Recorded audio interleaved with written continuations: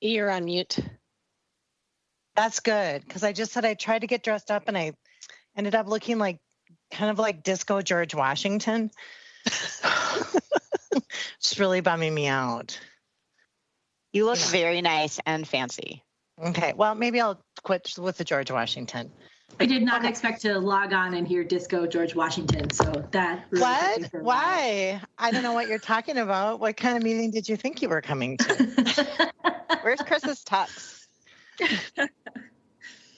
Yeah, wait, where is the tux? I wore some sparkles, but they don't show up. So you can see your sparkles. I can see sparkles. Yep. I took off my cardigan because this is all sparkly and I wanted the full effect. I did green sparkly eyeshadow, so I just, who will notice if I don't say it? I just have to. Oh, what have we become? What have we become? Look at Councilmember Tao. Yeah. The swag. Thank you. Thank you for bringing me in. I'm a subject expert on that stuff. Just sitting there all stoic. I had to point it out. I mean, he has a tree. That's a whole festive tree in the background. So Yeah, we're struggling, so we thought we'd just put it on the wall. Less Chris, cleaning. do you not have any books? I do. No, Chris. I just got the bookshelf off and I haven't picked out the books yet. They're all up in the boy. But it looks better than the wood wall, I think. So by 2021, I'll be ready to be fully functional for my basement, and we'll have to be able to go back to the office, hopefully. So just in time. you need a globe, and then you need like a live, laugh, love sign. Yes. A black brick block thing. Yeah, that's what you need. Yep. Yeah, and I think this is a statement, Chris, that lawyers don't use law books anymore. So it's reflective of the fact that law books have gone the way of the buggy whip. We use them to intimidate other people. Look at all these books that I might have read. If you want the Encyclopedia Britannica from 1973, I can help you out. Oh, I have plenty of those in my office still. Those are from Dave. Okay, so let's see. I think we've got a full house here. I did some demoting, so if we end up with people who are trying to present and they can't, we'll just promote them back to a presenter.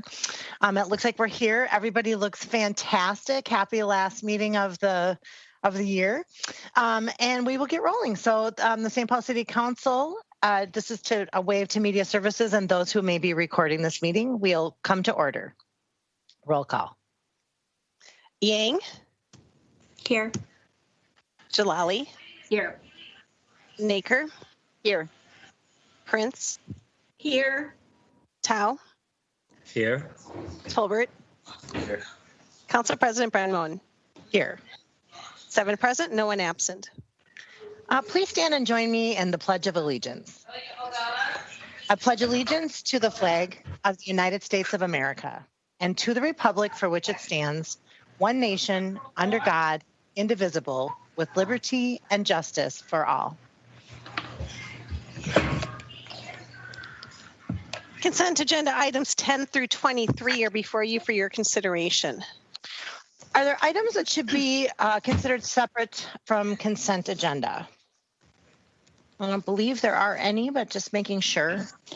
Well, it looks like there are no items to come off consent, so therefore Mr. Tao moves consent agenda. Roll call. Yang. Aye. Jalali. Aye. Naker. Aye. Prince. Aye. Tao. Aye. Tolbert. Yes. Council President Brandon. Aye. 7 in favor, no one opposed. The consent agenda is adopted. Item 24, Staff Report 20-153, Year-End Staff Report from the Administration. All right, and as I mentioned last week, we kept this slightly open ended because we wanted to make sure if there were items that we wanted to discuss that came up between last week and this week, that we would have that opportunity. And we will be hearing specifically from Mr. McCarthy talking about CARES funding and just kind of an end of the year summary. We have people from many departments here to chime in. I think. Well, I'll let Mr. McCarthy introduce who plans to join him in his stories of our care spending. And then in addition to that, the Deputy Mayor has joined us today to just share some updates on our unsheltered homeless population and the coordinated efforts between Ramsey County, the City of St. Paul, the state of Minnesota, and so many partners and stakeholders as we head into this cold season. So I will look to Mr. McCarthy and Ms. Tincher. If you have a preference in the order that you'd like to present, we would defer to you, but we look forward to hearing both presentations. So thank you for being here.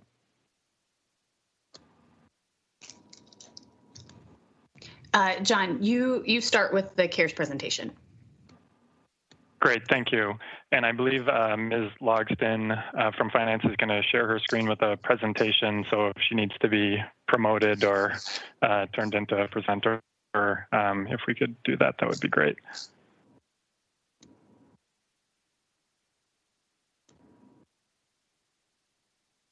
Are you able to see the slideshow? Yes, we can see the slideshow. Great. Great, thank you. Good afternoon, council members. I'm John McCarthy from the Office of Financial Services, and as the council president indicated, we've got a team of presenters today, folks from OFS, Planning and Economic Development, the mayor's office, and also the library. I'll just let everyone introduce themselves as it's their turn to present. So, as you meet today for the last city council meeting of what has clearly been a very challenging year, we thought this would be a good opportunity to report back on some of the work that city staff and our partners have been doing to respond to the COVID pandemic. And since we know that, unfortunately, this work doesn't go away at midnight on the 31st, we'll also highlight some of the COVID response work that we will continue to do into next year and beyond. Next slide, please. We've been very fortunate to have a variety of tools at our disposal to respond to COVID. The CARES Act, which was passed by the federal government back in March, included several different buckets of funding that were available to local governments to provide assistance for families, businesses, and government operations. And conversations, as you all probably know, are ongoing now at the federal level for additional support to state and local governments. We're tracking those negotiations very closely with our IGR team and are cautiously optimistic right now that additional federal help could be coming soon. Next slide, please. So we leveraged all of the available CARES dollars that we received, and we combined them with our own city and HRA resources to maximize our responses to the pandemic. Of the almost $45 million of COVID-related resources you see here, about 2/3 of this has already been spent or is in the process of being spent now, including that we spent the full $23.5 million of CARES CRF dollars that were granted to us by the state. I should note that this list isn't all inclusive. It doesn't include some smaller grants and all of the work that city departments did within their own budgets. And it doesn't include the $96 million of CARES funding that Ramsey County received, which also benefited St. Paul residents and businesses. It does include the kind of CARES and CARES related work that we're going to spend most of our time walking through today. Next slide, please. At past council meetings, when we've talked about CARES, we've spent most of our time talking about the line items and the budget actions associated with these specific tools. Today, we wanted to step back and focus more on the actual work and the outcomes that we've achieved through these resources. So there are great stories across the city of how city staff and our partners responded quickly and creatively to this public health and economic emergency, and also the operational challenges that COVID presented us with. These investments fall into kind of 5 key categories, and the work involves several internal and external partnerships. I'm going to turn it over to budget analyst Laura Logston from OFS, who's going to provide more details on the work that we've been doing in 2020. Hello, Laura Logston with Office of Financial Services. So in the first investment area, unsheltered support services, the city has spent $1.3 million for a variety of unsheltered services. This includes renovations at Fire Station 51 in preparation for that facility to become an unsheltered day space. This also includes funding to cover costs associated with establishing 2 temporary overnight shelter spaces in St. Paul at Harriet Island and Duluth and Case facilities. In our next investment area, food insecurity, the city has spent $445,000 for 2 key areas of service. This includes meal service at unsheltered encampments, a cold meal and a hot meal each day for up to 350 residents at 26 populated encampments. It also includes a grant that we received from the State of Minnesota Department of Education of CARES CRF funds to support city staff costs associated with delivering meals to St. Paul children and adults experiencing food insecurity as a result of COVID. In our next area of investment, the economic support, the city has, through a variety of sources, including CARES, CRF, the Housing Redevelopment Authority, and Cultural Star operating grants, provided $8.9 million for a variety of economic support. This includes the initial funding for the People's Prosperity Guaranteed Income Program, providing $500 per month for 3 months of payments for 104 families. It also includes multiple rounds of Bridge Fund aid that provided assistance to more than 1,200 families and 555 businesses. Through several other programs, the city also provided funding for many other businesses, including 2 food halls, 14 music venues, 3 movie theaters, 24 business support organizations, and 86 cultural organizations. Our next area of investment is education support. The city, through CARES CRF funding, has provided $2 million in a variety of support services. This includes grants to community organizations that have been working on distance learning. Those organizations are the Santa Foundation, the Boys and Girls Club, Hallie Q. Brown, Neighborhood House, and Keystone, and also a grant to the Minnesota Tool Library that built 500 desks to support distance learning. This area of investment also included partnerships with St. Paul Public Schools and Ramsey County to expand internet access and address the digital divide. Then finally, the city has, with our CARES CRF funds and with City General Fund, spent $17.9 million for a broad range of city services. This number is large, and that reflects the fact that the city has had to change the way that it operates pretty drastically at every level across the city as a result of the pandemic. And this includes the way that we do ambulance runs in response to COVID and the way that we respond to public safety needs. It also includes reassigning staff to new pandemic needs, such as support for the Bridge Fund, community resource team, meal and snack delivery, and a host of additional needs like expanded disinfection of public facilities and distribution of supplies. This category of investment also includes city general funds that have been used for HVAC improvements to all city buildings, including buildings that the city owns that are occupied by community organizations. So this includes about 120 facilities, such as police and fire stations, libraries, office buildings, and community and rec centers, where staff continue to have to work in person and where the public does still interact.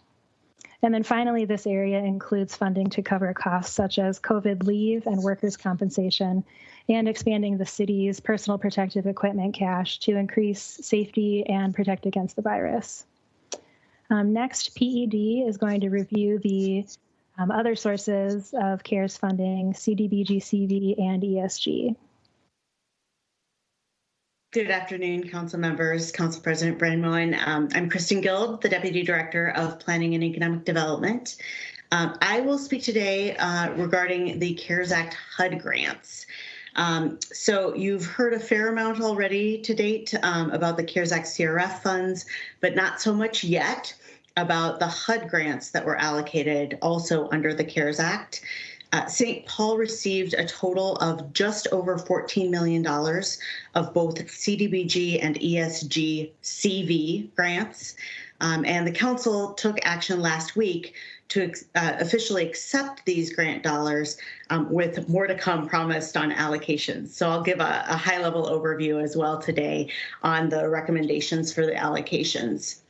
But first, a little bit of orientation around the ways that we are supposed to operate with these grants. So both have a longer time horizon for use than the CRF grants. So there's great potential here to strategically extend into 2021 and 2022 some of the pandemic relief services that we started in 2020. For CDBG CV, we were awarded just over $6 million of the CDBG funds. We have 3 years to spend these, starting with the grant and execution of the HUD grant agreement, and we're expecting that in December.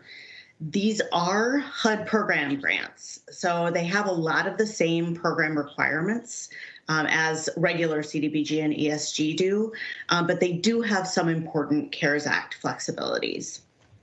So some of the things that are the same for CDBG, they must serve low and moderate income residents. The CV dollars, of course, as part of the CARES Act, must also address COVID-19 impacts. A very significant distinction from regular CDBG for the CV CDBG is that they're not restricted to capital uses. Usually CDBG has a cap for 15% of non-capital uses. And in this case, we don't have that restriction. And in fact, most of our recommended uses fall into non-capital uses in these categories that will look similar to the investment categories that Laura walked through with the CARES Act CRF dollars. Next slide, please, Laura. The ESG CV, St. Paul was awarded just under $8 million of these grants, and we have 2 years to spend these dollars. They also must address COVID-19 impacts, but all of the categories of allowed uses under the regular ESG program are the same allowed uses with the CV. I will note, not listed on this slide, but a little bit later, ESG CV dollars will be allocated by Ramsey County through a joint powers agreement that we have with the county. Next slide, please, Laura. As noted, these dollars are still HUD program dollars, so they have a lot of the usual requirements, including a lot of process requirements that HUD has. Significantly, HUD requires us to amend our consolidated plan before we would have any access to any of the funds. They do expect jurisdictions will pursue multiple consolidated plan amendments as we refine program investments. We got started identifying uses for the CDBG CV dollars this summer as part of the same solicitation from departments for ideas that finance led for the CRF dollars. And the proposals were evaluated in tandem. Subsequently, PED has also evaluated these for HUD eligibility for these program requirements, and then we've been working with the departments to refine proposals. The con plan amendments were initiated with the proposed uses in November, and we did that because we needed to ensure access to the ESG CV dollars. We're going to need those ESG CV dollars for continuity of services to unsheltered residents at the end of this year when the Ramsey County CARES Act dollars expire. And so because we needed to amend the consolidated plan with articulating our uses for all of the grants, before we could get access to any of them, we needed to proceed with the consolidated plan amendments. Next slide, please. So I will walk through the proposed uses for the Kristen, HUD-CV Ms. grant. Gill, Yeah. Ms. Gill, sorry to interrupt you. I noticed Ms. Naker has a hand up. We could just, before you move on, we could just go to that question. Thanks, Council President. This was a couple slides ago, but it might be actually answered on this slide. So, Ms. Guild, I think I was just wondering about whether the joint powers agreement with Ramsey County for the ESGCV dollars, does that mean that we don't get a say in how those are allocated, or how do we participate in that joint power? And maybe the slide says it. Council President Brenmo and Councilmember Naker, great question. We do, under the terms of the Joint Powers Agreement, have a seat at the table for the decision making.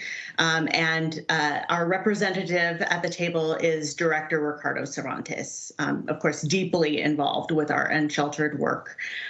So he will be working with Ramsey County and with the Continuum of Care Committee to review proposals for the allocations of the dollars and make decisions about how to allocate those dollars. Thank you. Shall I continue with this slide then? Yep, that'd be great. Okay, all right, will do. So the ESGCV is going to support unsheltered residents in accordance with the terms of the program. We expect that the county and folks on the Continuum of Care Committee will prioritize many of these dollars for shelter operations, including the Freedom House Day Shelter. All of the ESG dollars will go to unsheltered support. And then we're also proposing just over a third of the total CDBG CV dollars, so 2.2 million total, for also unsheltered support, following these same investment priorities. So for property, food support, and eviction prevention counseling. Council President, just before we move on. Yep. Sorry. Yep. Nope. Thank you. Thanks. So going back to that, Ms. Guild, so we own Freedom House, right? The city owns Freedom House right now. So I'm just not sure what the 1.2 million for property acquisition is. Is the county acquiring it from us, or is that a transfer? Council President Brenmo and Councilmember Naker, Director McCarthy may have some additional details on this particular piece, but we do plan to sell that property, not to Ramsey County, but to the nonprofit organization that will be operating the Freedom House Day Shelter, and we would use the CDBG dollars to fund that sale.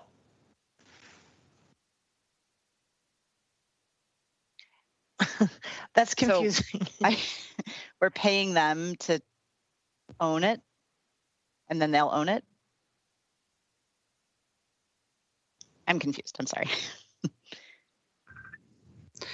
John, are you available, John? I know that there were guidelines around how the various dollars could be spent, and in order to facilitate, it's actually a lease that Listing House has. Isn't that correct? So, John, do you have all the details on that? Sure, Council President Brenmo and Councilmember Naker. I'd say that this is kind of a preliminary plan in place that would allow for a long-term, management and operation from Listening House with the goal. For the goal of having a long-term acquisition of Freedom House, but for the short term there is a lease plan in place. But right, if they were to want to purchase a long term, they'd need additional capital to be able to do that. And this is a potential source for them to be able to actually purchase the property from us, would be a grant from the city. But that would then make it so that they were able to operate this longer term, and that we would no longer, own the facility. So I'd say that these are preliminary conversations that could be a way for them to leverage this grant to be able to stand this operation up for a longer term period. And John, this is Jamie. Could you just talk, in original budget discussions, because the city owns Freedom House, we had been budgeting and planning to sell that property. And so it was going to have a general fund impact to the positive. And when COVID hit and we saw this as a potential opportunity to do good in this space, we wanted to find a way to be able to use the CARES relief dollars in a way that didn't have a negative impact on our general fund planning as it related to this property. So I know that the plans are still preliminary, but just one more clarifying question. So is the 1.16 million going out the door to another party, or is it sort of compensating ourselves for the fact that we were expecting a sale and now we're not? For a transaction, Council President Brenmo and Councilmember Naker, for the transaction to actually happen, the dollars would go out the door to a partner for them to be able to purchase this property from us for long-term operation. The requirement of the grant would require that they operate it for a number of years for them. So that would be an association with the purchase agreement would be that they would, and the grant agreement would be that they would be required to operate this facility for a number of years.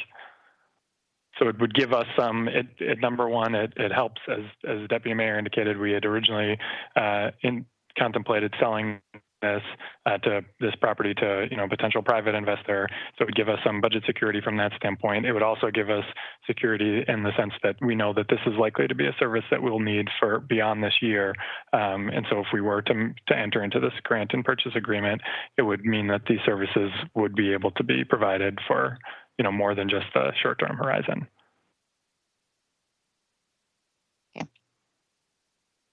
I see Mr. Tao and Ms. Prince also have a hand up. Let's start with Mr. Tao. Council President, thank you. I think Councilmember Prince went first. Oh, okay. Yeah. Ms. Prince? Thank you, Councilmember Tao and Council President Brenmo. I am concerned about the way this is being described. I don't understand that we're giving money to an outside entity to purchase our property. And so by our action today, are we agreeing to that particular expenditure? Or will we see this in some other form where we can take the time we need to understand it better?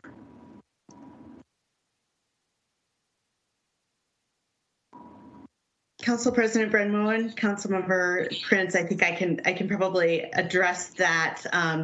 When we talked leading up to last week's budget action, we had shared, PED had shared that we had some recommendations that we would be bringing to you for the first time as part of this presentation.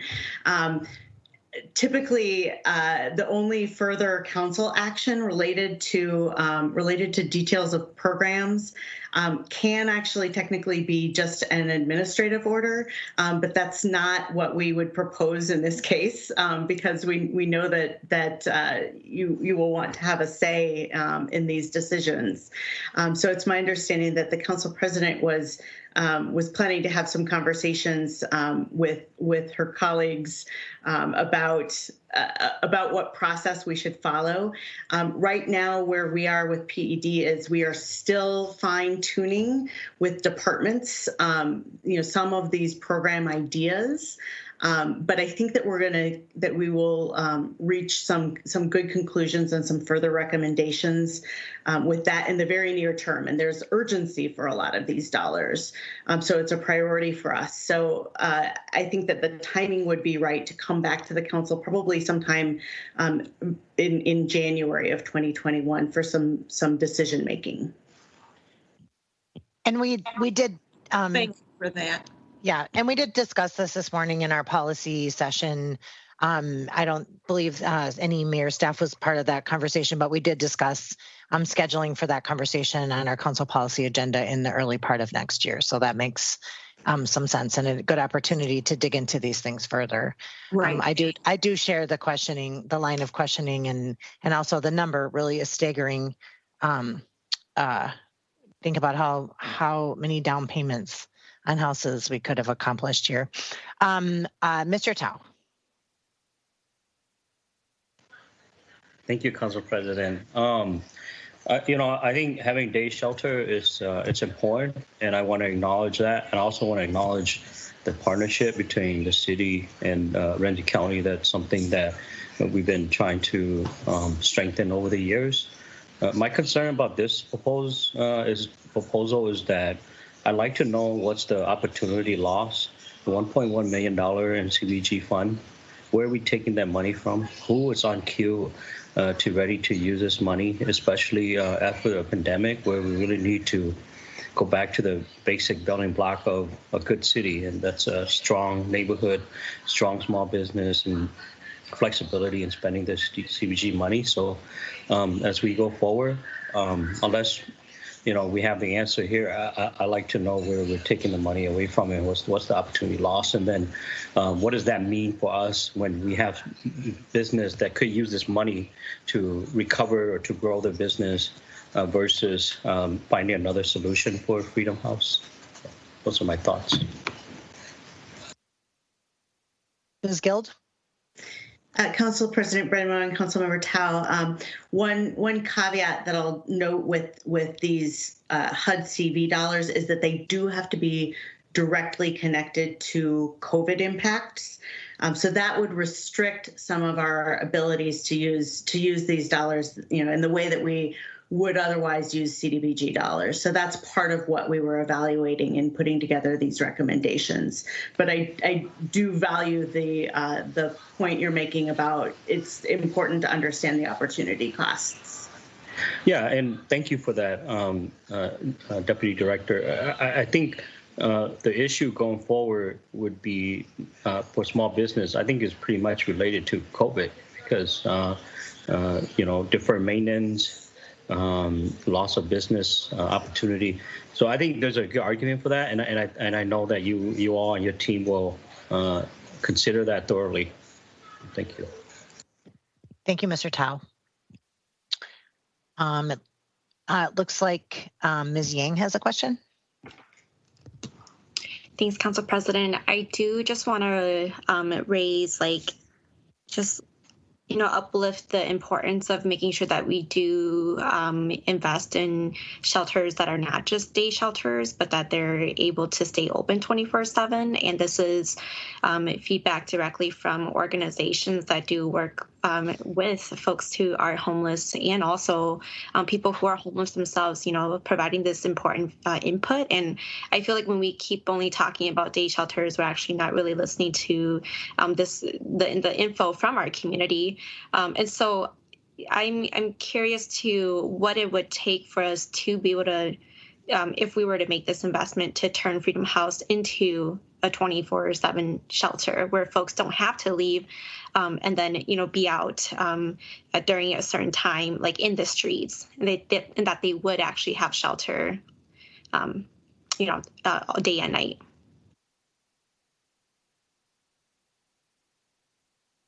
Council President Brenmo and Councilmember Yang, I appreciate that. We have been hearing that feedback as well. I will note that the ESG CV, I did put on the slide that we're expecting it to be used for Freedom House Day Shelter. We're expecting that to support other types of shelter operations uses as well. And it looks like Deputy Mayor Tincher has popped on to address this question as well. I was just going to say, thank you, Dr. Guild.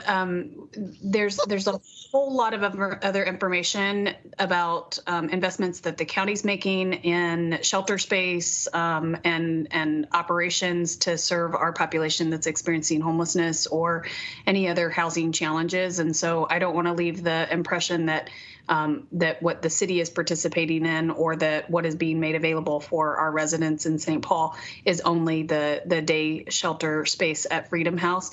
It very much is a needed, particularly in this moment with COVID and the impacts of COVID. What we saw when COVID hit, as we all know, is that our libraries that used to be very heavily used by folks to find respite and come in during the day, those are not available now post-COVID. The only day space that is available in the city of St. Paul is Listening House their current operation. And so as we were thinking about Bethesda, Provincial House, Luther Seminary, all of the facilities that we are partnering directly with Ramsey County to bring online, this was a component of that additional capacity that needed to be in place. And so I'm sure that the service provider would be more than happy to work with us and utilize this space for, extended hours and uses. We would just need to figure out how the resources get allocated to provide those additional services.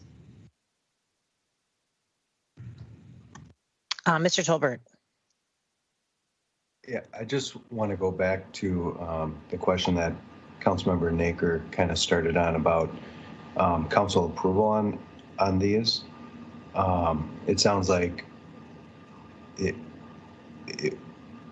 staff wants to come back to the council to be courteous, but it didn't seem like it was under the impression that you didn't have to come back to staff. Can maybe if Rachel's on or John is on, you can talk about how procedurally that would even be possible. I'm assuming with Freedom House Day Shelter, if we did sell that, it would need approval from the city council or the HRA, depending on who the owner is. And I think there's other allocations here. I know there's a matrix depending on how much money is allocated and what kind of money is being allocated. That approval is needed. Can we talk about that a little bit?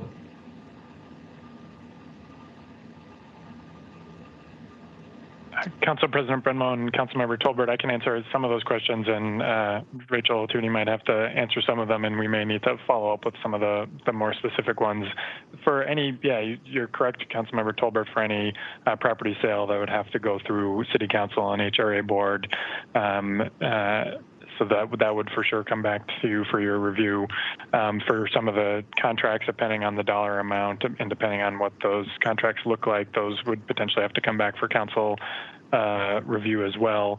The budget action that would take place, as Deputy Director Guild indicated, is an administrative order moving from it's not increasing spending, so it's moving from an undesignated budget to a project-specific budget, which is something that we do within CDBG fairly regularly. But we do have other instances like that where we have committed to have it come through as a council resolution, even if it's not technically required. The sales tax awards at the beginning of a year through the neighborhood and cultural programs are places where we typically come back to the city council for more awareness than I think what's legally required from the charter. So that's something that, as Ms. Guild indicated, we could make sure to come back, but since there's obviously a lot of interest and a lot at stake with this significant grant resource, to come back to the council for your full review on all these future decisions.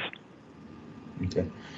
Well, I appreciate that. I think maybe just on a broader question, this is not taking a position on the allocation of this money, because I think obviously this is a lot of money, but this is helping solve a serious problem. So I support these actions going for us. But I think maybe on a broader sense, we should, as a council, and maybe it's a small part of a policy session, get a matrix on what staff use on those so we can change them accordingly. Because in my opinion, this would be something that I think legally should be required to go through the council before it's spent.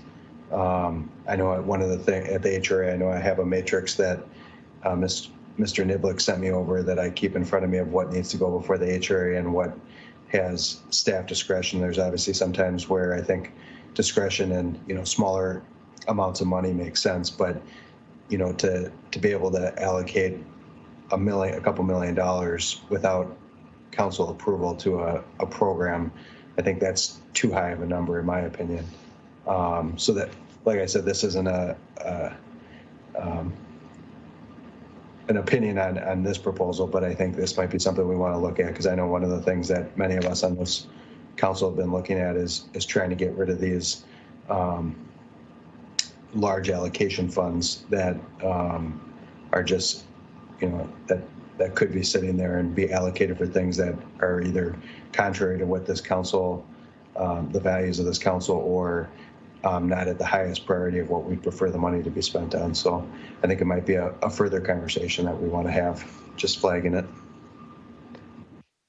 Thank you, Mr. Tolbert.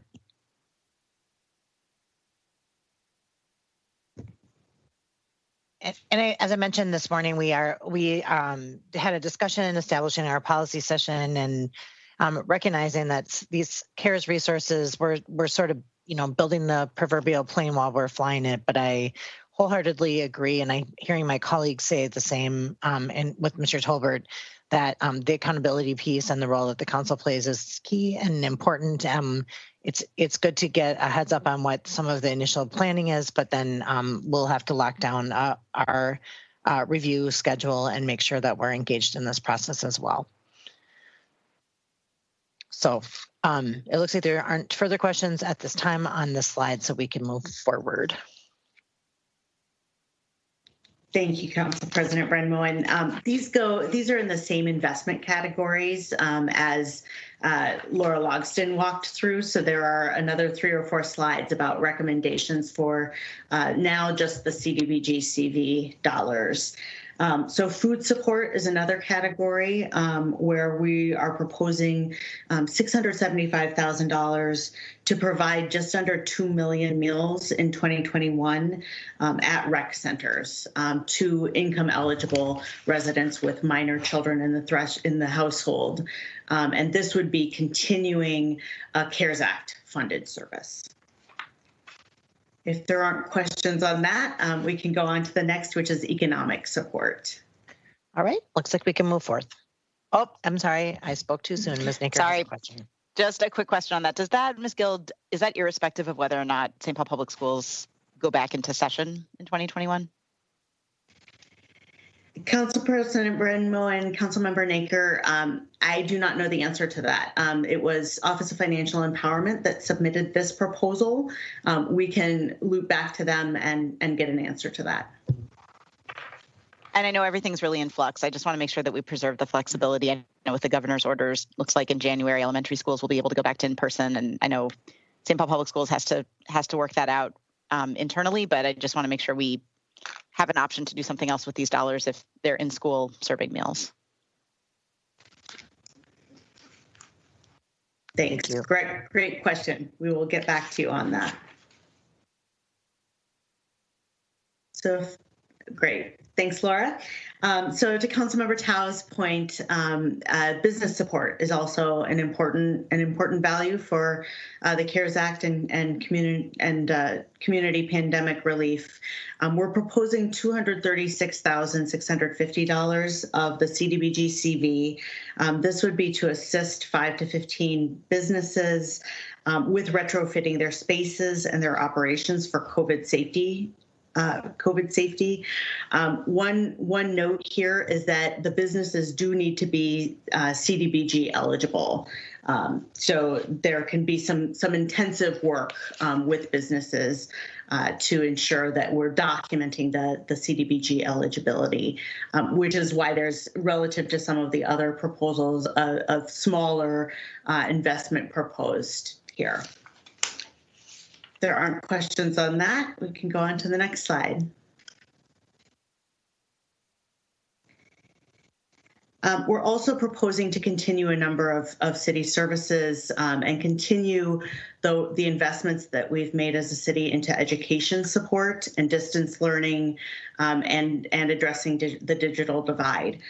So we're proposing a total of $1.71 million for a variety of library and park services, including bookmobile services, including continuing the career labs that was started with Ramsey County CARES CRF funding, and then a new program of outdoor library materials lockers, and some programs at rec centers through parks. And then the next slides will be concluding with 2 case studies of how we've strategically used a variety of CARES Act and other dollars for pandemic relief. And Sharice Turner from the Mayor's Office will speak to community resource team highlights, and then Barb Sporlin will speak to libraries. Before we shift gears, can we get one more question from Ms. Naker?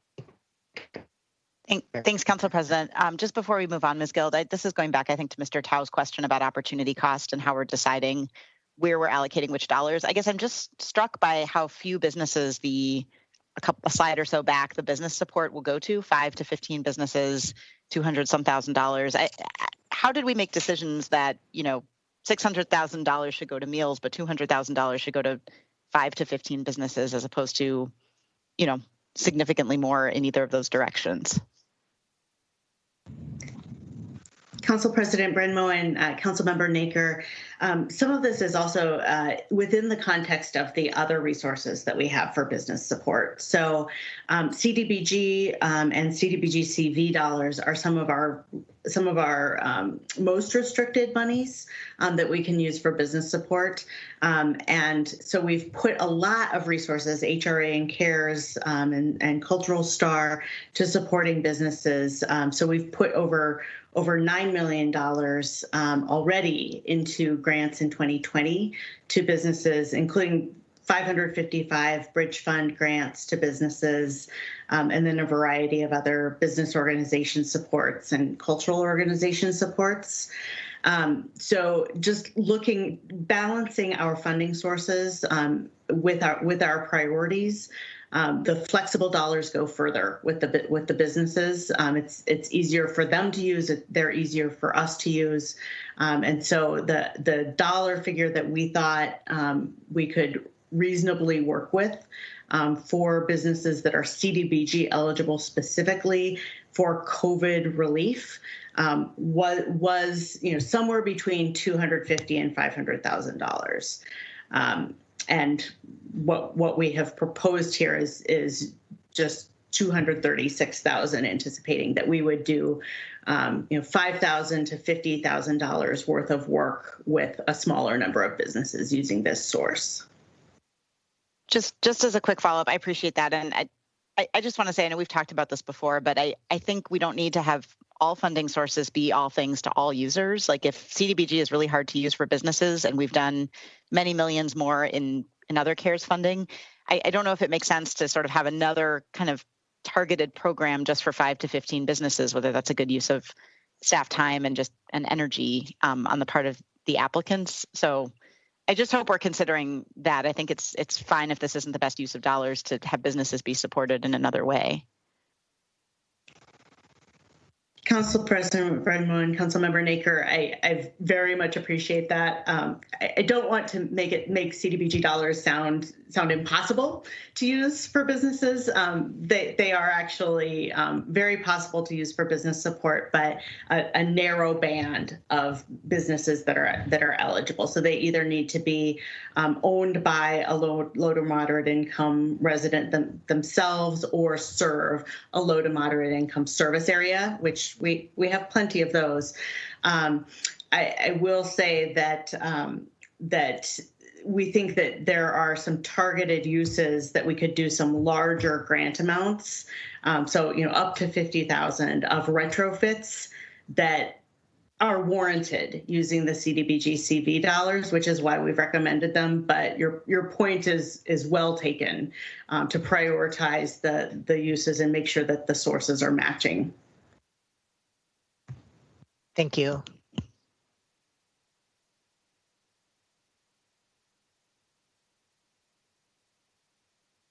Good afternoon. So I will hand the mic to Sharice Turner. Thank you. Oh, wow. Good afternoon, Council Presidents and Council members. I just wanted to say good afternoon and talk to you a little bit about the Community Resource Team and provide you some highlights as to how we've been able to be effective in the community during the COVID crisis. The Community Resource Team was created in March to ensure that our non-English speaking community members received equitable access to information and services during the COVID crisis. The team handled many community members and were comprised of city staff and did a really tremendous job.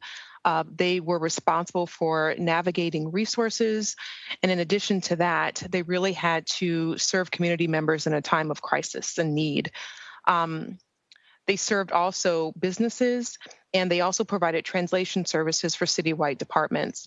And just to give you a few highlights as to what we were able to accomplish, we were able to provide language support in Spanish, Oromo, Karen, Somali, and Hmong. We also processed about 6,500 calls for city services. 3,800 of those calls were language-related calls. We completed 38 citywide translation requests, and we provided language support for programs such as Family First, Bridge Fund, People's Prosperity Pilot, and Pay It Forward. So I just wanted to give you a highlight as to what we were able to accomplish. Are there any questions about the community resource team? Ms. Turner, there was a lot of work put into establishing this team and just creating this resource. And I'm curious, what will we be doing with this resource going forward? Are there any things that we learned from this that we can apply going forward to make sure that we are serving our community even in non-COVID times? Yes, great question.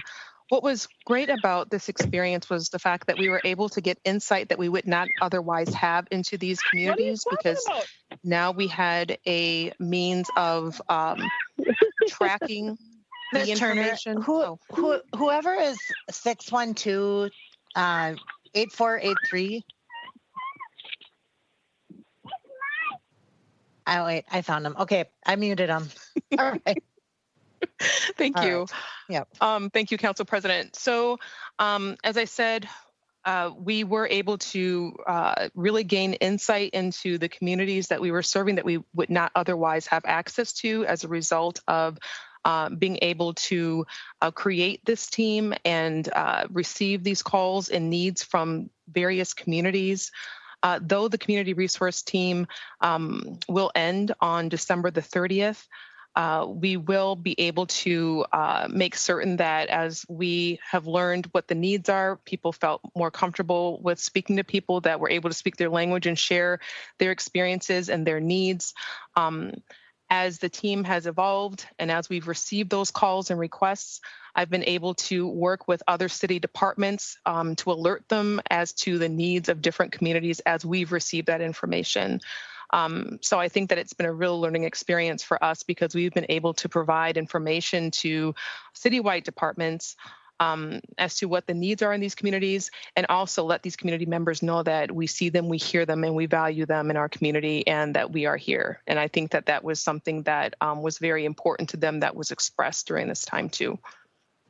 Thank you. I appreciate that. And I one of the things that my colleagues and I discussed this morning at our policy session and looking forward to 2021 was really seizing on some of the changes that have come about because of COVID, including continuing with our online, access to our public hearings and other ways to make it easier for people to participate. So undoubtedly, our council director, Trudy Maloney, will be reaching out to you to see if there's anything that you have learned here that we can translate to the public hearings that we offer in the city council, so that we can continue that going forward on our side of the equation here as well. So I appreciate that information, and we will be following up with you.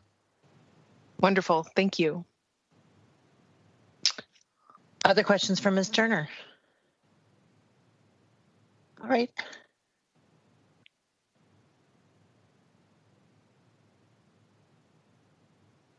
Was Ms. Borline next, or? I think I am. Good afternoon, Council President, Council members. My name is Barb Sporline, and I'm the Deputy Director of Operations. Oops, I got moved to question. There we go. For St. Paul Public Library. I'm coming to you this afternoon from George Latimer Central Library. I have been asked to give you a sense in one slide in a few minutes of the breadth and depth of ways we were able to leverage the CARES funds to deliver library content, programs, and services to residents in a safe and equitable way throughout the pandemic. So there's really three categories I wanted to talk about. First of all was just right away mobilize in March for the preparation of service delivery. You probably know the most about in the very earliest days, we quickly mobilized our equipment and our skills to make 2,500 cloth masks when they were not available anywhere for purchase. And this allowed our colleagues to do their work safely, as well as our staff. We secured and staged the PEs and other supplies throughout the library system, our 14 central and our 13 branches. We did a lot of space modifications by moving furniture and shelves and equipment to allow for social distancing. And the facility staff made and installed service counter barriers at all our locations. We developed new service models. We stood up, starting in April, a contactless curbside materials pickup. This was new for us, and we were happy to get that going in April. And then May, we welcomed the public into the library for computer use. And then in August, we started Library Express at many locations, which is a 30-minute, an opportunity for the public to come in and for 30 minutes do their printing and browsing and asking reference questions, picking up holds. And we're very grateful for the city's investment in HVAC improvements. Some have already been made and more will be made to all 14 libraries. And this will improve and is improving the indoor air quality for staff and patrons. The second category I want to talk about is service delivery itself. You've already heard a little bit about this afternoon, but the CARES money really enabled us to assign library staff to citywide projects like the Language Resource Line and the Bridge Fund. We have had staff assigned to the Language Resource Line since March, and we still have 3 assigned there now, and they will continue that service through the end of the year. It was just the opportunity to contribute the skills and experience and the expertise that the library staff has to meet the needs of residents. Also, in the earliest days of the pandemic, we designed and delivered webinars to instruct teachers and families on how to use their iPads and other tools, access Library Go and other online learning information. We were delivering 2 to 3 webinars with 50 people each day, and we often had waiting lists. We also partnered through a joint powers agreement with Ramsey County, using their Ramsey County CARES funds to deliver service to St. Paul residents whose employment was impacted by COVID. And we branded these career labs, and they were stood up at 4 locations. And based on that successful model, the city awarded CDBG CB fund for 2021 as part of our 2021 budget action, so that we continue that service in a modified way in 2021. The next grouping is digital equity and enhanced technology. We are installing external Wi-Fi access at all 13 libraries, And we have Wi-Fi available inside, but that is not designed to go past the walls. And so we really find this to be a need, and we are happy to be able to get funding to do that. Community partnerships for digital equity. We facilitated these partnership development with community organizations like Ramsey County Workforce Solutions, St. Paul Schools Youth Prize, and more, to provide residents with access to computers and other devices, support equipment, and internet access. And then we were able to purchase and operationalize tools to help patrons safely access services and content. 3 examples I want to highlight. Software licenses for Reading Together. This is a program that pairs elementary school children with adult volunteers so they can practice reading together safely online. We added a tool to our existing copy machines so patrons can easily scan their documents into an editable Word format. And we added bar scanning capability to our patron self-checkout equipment. And these are really appreciated by our patrons. It makes it less staff-patron interaction for now, which we have to do to be safe. And there's some enhanced staff technology, tools like iPads and Adobe licenses, laptops, and headsets, so that staff can work safely and effectively with each other and with patrons. I'll wrap up by saying we have 2 pending CDBG CB requests that were reviewed earlier. The mobile library services and outdoor library materials holds lockers. For those of you familiar with George Latimer Library, we have 50 holds lockers in the tunnel. These are always fully used, And it's a really convenient way for patrons to pick up their materials outside of office hours, outside of library hours. And we're anxious for those final decisions. We want to install those at all the other libraries. We did successfully partner with the Friends of the St. Paul Public Library to secure a pretty sizable Institute of Museum and Library Services grant. This grant was funded through the Federal CARES Act, and this is going to allow us to expand our cultural liaison services and also and provide some supporting technology for that. So I'll just wrap up just saying thank you again for investing CARES funds with the library so that we can deliver our content and our programs and our services in a safe and equitable way as we have since March. And I'll just stand for questions.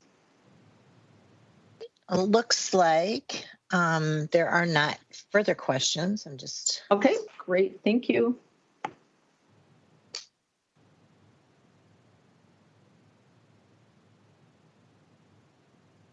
All right. Are there any questions for any of our presenters today? All right. Well, thank you very much for this presentation. It sounds like it's update and also work ahead of us. So we appreciate that as well. And we're ready to dig in and work in partnership with all the departments that are here presenting today. So thank you for the update. Let us switch gears, radical switch to Deputy Mayor Tincher for an update on the unsheltered homeless initiatives and work being done in the city. Great. Thank you, Council President, council members. Our current counts, we have 81 active counts or active camps across the city to date. We believe that there are about 319 individuals who are sheltering outdoors. Our largest location by number of occupants currently is the Kellogg location. What we are doing now, we now have capacity for all of the individuals that as we went through and did a risk assessment on all of the locations across the city. There are 8 high priority locations that based on the fire hazards that exist there. So those are situations where we have propane or heating structures that either cause us to have concerns around fires that would be dangerous or carbon monoxide poisoning, things like that. We have 8 priority sites that we have proposed dates, and we plan to have a schedule where we will close those locations due to those risk assessments. What that means for us in St. Paul, as you know, is that we are very urgently working to connect individual by individual at all of those locations and work on figuring out a plan to help those individuals get indoors. We do have many different options. I often think about it as we have 36 individuals at the Kellogg location. That means we probably have 36 individual solutions that are different that we're going to have to figure out and help them connect to. We have great partners in Ramsey County that run the shelter program. So once we have an individual that is willing to take us up on going indoors, our partners in Ramsey County through their referral process are helping us figure out is the best first step for this individual to go through the safe space or the emergency overnight shelter. Are they a candidate for the hotel program? Will they do well at Mary Hall? We have individuals who have tested positive for COVID or need isolation due to the pandemic, and so there are respite opportunities as well. So we're trying to connect folks. But it's important in order to respond to those fire hazards that we are seeing that we put plans in place, that we have dates and deadlines so that we can work with all of our partners in that referral process and put some urgency around helping those individuals get indoors. We are working, we do have information that we're trying to get out to volunteers and folks in the community that are interested in helping support our residents that are experiencing homelessness. There's a whole lot of ways that they can donate, ways that they could provide materials. When we go out, the fire department was out with me yesterday, today. We were out on Sunday. What we are doing is we are taking gloves and socks and hats, hand warmers. We have bags, dry bags, so that materials and important documents that folks have, we made investments so that we could provide them a way to keep those things safe and dry and secure. So there's a lot of ways that we can support our residents experiencing homelessness. What we are asking is that the community not provide things like propane or heating materials, that it increases and exacerbates the dangers that are and the risk levels that are happening at the locations. And to the extent that we can make sure that all of our residents know what indoor options are available, what services are available, how we can help connect them to those. Those are what we are recommending as the best ways to support folks at this moment. And I'm sure there are a lot of questions, so I'm going to stop and just see where folks would like to go and if there are things that I can answer.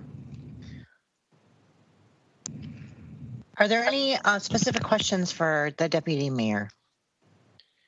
And I do appreciate, Ms. Tincher, you've definitely made an effort to keep us in the loop and up to speed on this. And this is just, I think, a good opportunity for us to share with folks who are watching this, that we are working in an unprecedented way with our partner, Ramsey County, with the stakeholders and advocates and in the community, as well as people who are together, working together to find solutions and pathways out of the cold and into a more safe and sheltered way. And so I want to acknowledge the work that you're doing, and also just the last message we received from you showed us opening up space for families, for women, for children, for some of our hardest to shelter folks with the least amount of barriers for entry. And so I just want to commend you for that. I think that, sometimes we try to figure out how to make people comfortable outside as a way to solve this problem. And really our first priority should be to get people inside. It's too cold here. It's too dangerous outside. And then if you add the layer of explosives and fire in, it is just incredibly unsafe. So I appreciate the hard work and also recognizing that everyone's different. Everyone needs a different solution, and that we're really hands-on in identifying what those needs are and trying to meet people where they're at. So thank you so much for that. I see Ms. Prince has a hand up, and Mr. Tolbert as well. Ms. Prince.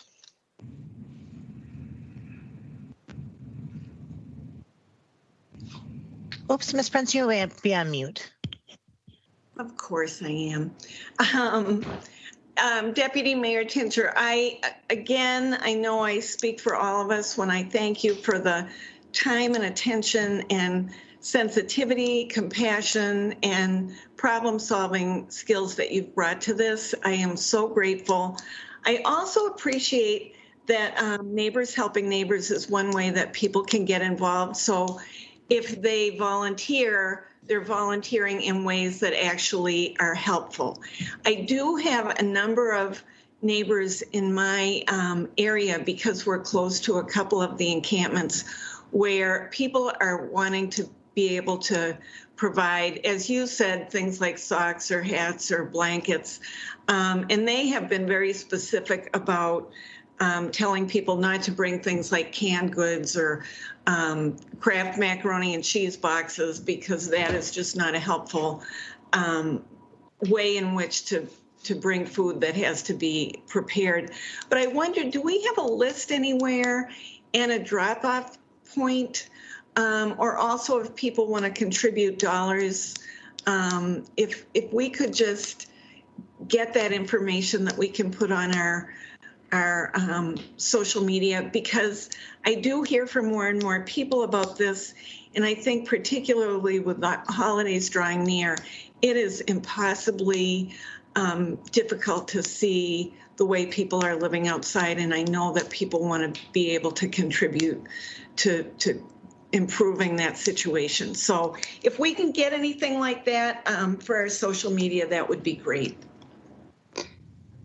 Council President, Councilmember Prince, yes, we sent around, I'll resend it. We did a flyer that has some of that information. What we're trying to do is connect folks directly to organizations like Listening House, Catholic Charities. There are a number of organizations in this space that have good guidance around how to donate and what would be most beneficial. There's things like, with COVID, we're really worried about clothing donations that are not new clothing. We're really encouraging folks that we want to be thoughtful about COVID, and particularly any sort of increase in this population. We want to make sure that we're being really careful about just minimizing the COVID piece of it as well. So we will get some information to each of you, and we'll push that out on our channels as well, so that we can make sure that we're getting information to folks about how they could be most helpful. Great, thanks. I'm sorry if I missed that, but thank you very much. No, Ms. Prince, I really appreciate the question as well, because again, people want to be helpful. They want to be helpful. And so if we can help, plug them into the ways that are coordinated and meaningful, I think that then at the end of the day, everybody's wins. So I appreciate the question very much. Mr. Tolbert and then Ms. Yang.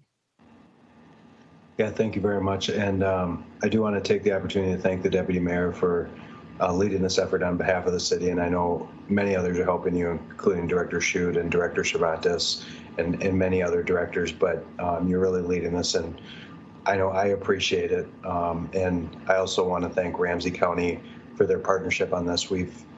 This is the, I think, second meeting in a row I've been thanking Ramsey County, which is always good, because sometimes the two governmental entities don't align in what we're working on. But this is a space where I'm sure there's plenty of disagreements, but by and large, there's a lot of collaboration. I appreciate that. But I've been really happy to see many people in St. Paul also living their values. In my neighborhood, I see a lot of signs that say all are welcome here, and I think the fact that we're opening up family shelters and other shelters throughout the city, whether that's up in St. Anthony Park, down along West 7th, or the provincial house at the Sisters of St. Joseph in Highland Park, announcement that we saw this week. I think I've been happy to see so many neighbors say, yes, we want all people to have the ability to have dignified housing in our community, especially in the winter. And I think that's the value that I know that you've brought to this. Sometimes there has been controversy about pushing people off of park space or from tents outside. But I think our number one priority continues to be safe, dignified living in the city of St. Paul. And you mentioned the fires and things like that. And, I know that our fire marshal's out there to ensure that we aren't having those things happen. So anyways, long story. Thank you very much for all your work on this. I appreciate it. I do have one question, though. And I know based on our conversations, you're probably the best person to answer this, because it sounds like you know many of the people in encampments who are experiencing homelessness by first name, which shows just how involved you've been. When we did the Dorothy Day Phase 2, one of the things that we often talked about was people experiencing homelessness. There's many reasons, but it's not just people in St. Paul, that are from St. Paul, even though people are congregating in St. Paul and living temporarily in a homeless state in St. Paul. I suspect we're seeing that as well in the encampments, that it's people from all over the community, not just St. Paul, across the metro and across the state. And that's, at least with Dorothy Day 2, that's why we thought it was so important to have a statewide solution to help people experiencing homelessness. Are you seeing similar things at our encampments? And can we talk about greater contributions from the state? Obviously, we're using a lot of CARES money, but state or federal government that are being talked about because we're addressing the issue here. Council President, Councilmember Tolbert, yes, I mean, there are many individuals that are sheltering outdoors in St. Paul who are from St. Paul. However, we are running into a lot of folks that are not originally from St. Paul. There are folks that on a regular basis will hear if they're new to us. So if we come back on a day and we're like, oh, hey, we do hear that they will go back and forth between Minneapolis locations and these locations. But I think to your point, it is overwhelmingly obvious to us that the services for folks who are experiencing homelessness, we offer the services. We offer the medical support. We offer the help at Catholic Charities and Listening House and other places to help people get their documents, to help people get connected to the work that they need to do to activate their Section 8 or get their Social Security benefits. There's just all of that support network that it's just easier to access here in St. Paul. And so we do, I believe, because of that, have a lot of folks that are coming here to get that support. Yeah. Thank you. Thank you for that information. Ms. Yang. Thanks, Council President. Deputy Mayor Kincher, it's been really great going out to the encampments with you. I just want to say thanks for that personal invitation. It's been very insightful for me. And I wanted to take some time to ask you about, some emails that I've been getting as early as last Thursday about the upcoming encampments along Kellogg that are going to be cleared out. So I was wondering if you would be able to share what the plan is for the folks who you are all going to be engaging there. And then what are you also going to be doing with folks who are making a decision to not go indoors because of many different reasons. Like some of the things that were brought up in conversations that you and I heard on Sunday was lack of storage for people's personal belongings, and then the difficult commute as well with certain, for example, the Duluth and Case Rec Center being far away from some of these encampments and not having a transportation or a way to be able to get there conveniently and safely. And I think there are so many other factors that come into play too, but those are the two things I wanted to ask right off the bat. Council President, Councilmember Yang, yes, it's been really beneficial both ways to have you out there. I know that a lot of the individuals, the language barrier, you help us overcome that in those outreach efforts. And so that's been really, really helpful to have your presence.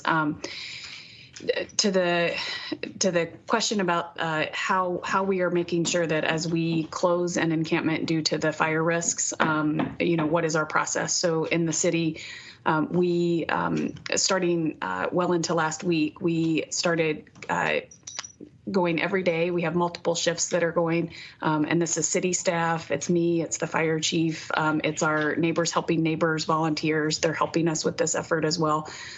We are engaging every occupant and we are getting their information. We have 36 people who we then use that information to follow up with Ramsey County, and we let them know,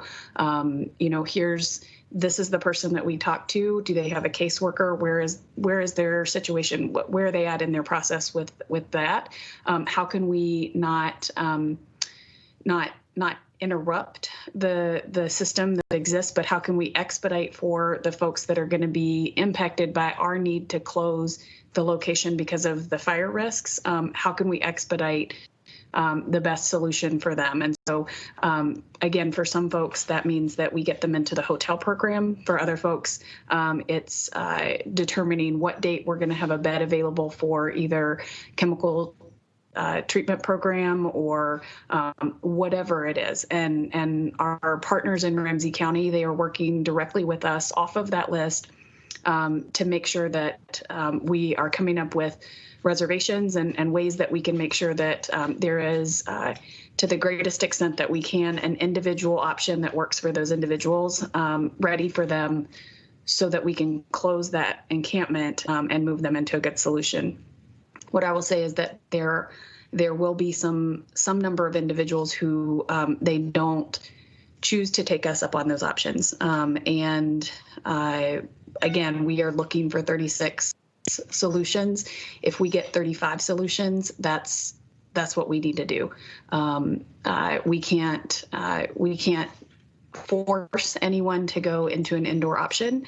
And for things like the storage, belongings, transportation, one by one, we are doing everything that we can to knock down any of those barriers. And so if the city can step in for many people over the past few months, we've worked with folks to help them figure out storage for belongings, transportation, any number of pieces so that we can help facilitate accepting those options that are indoor, safe, warm options for as many people as possible.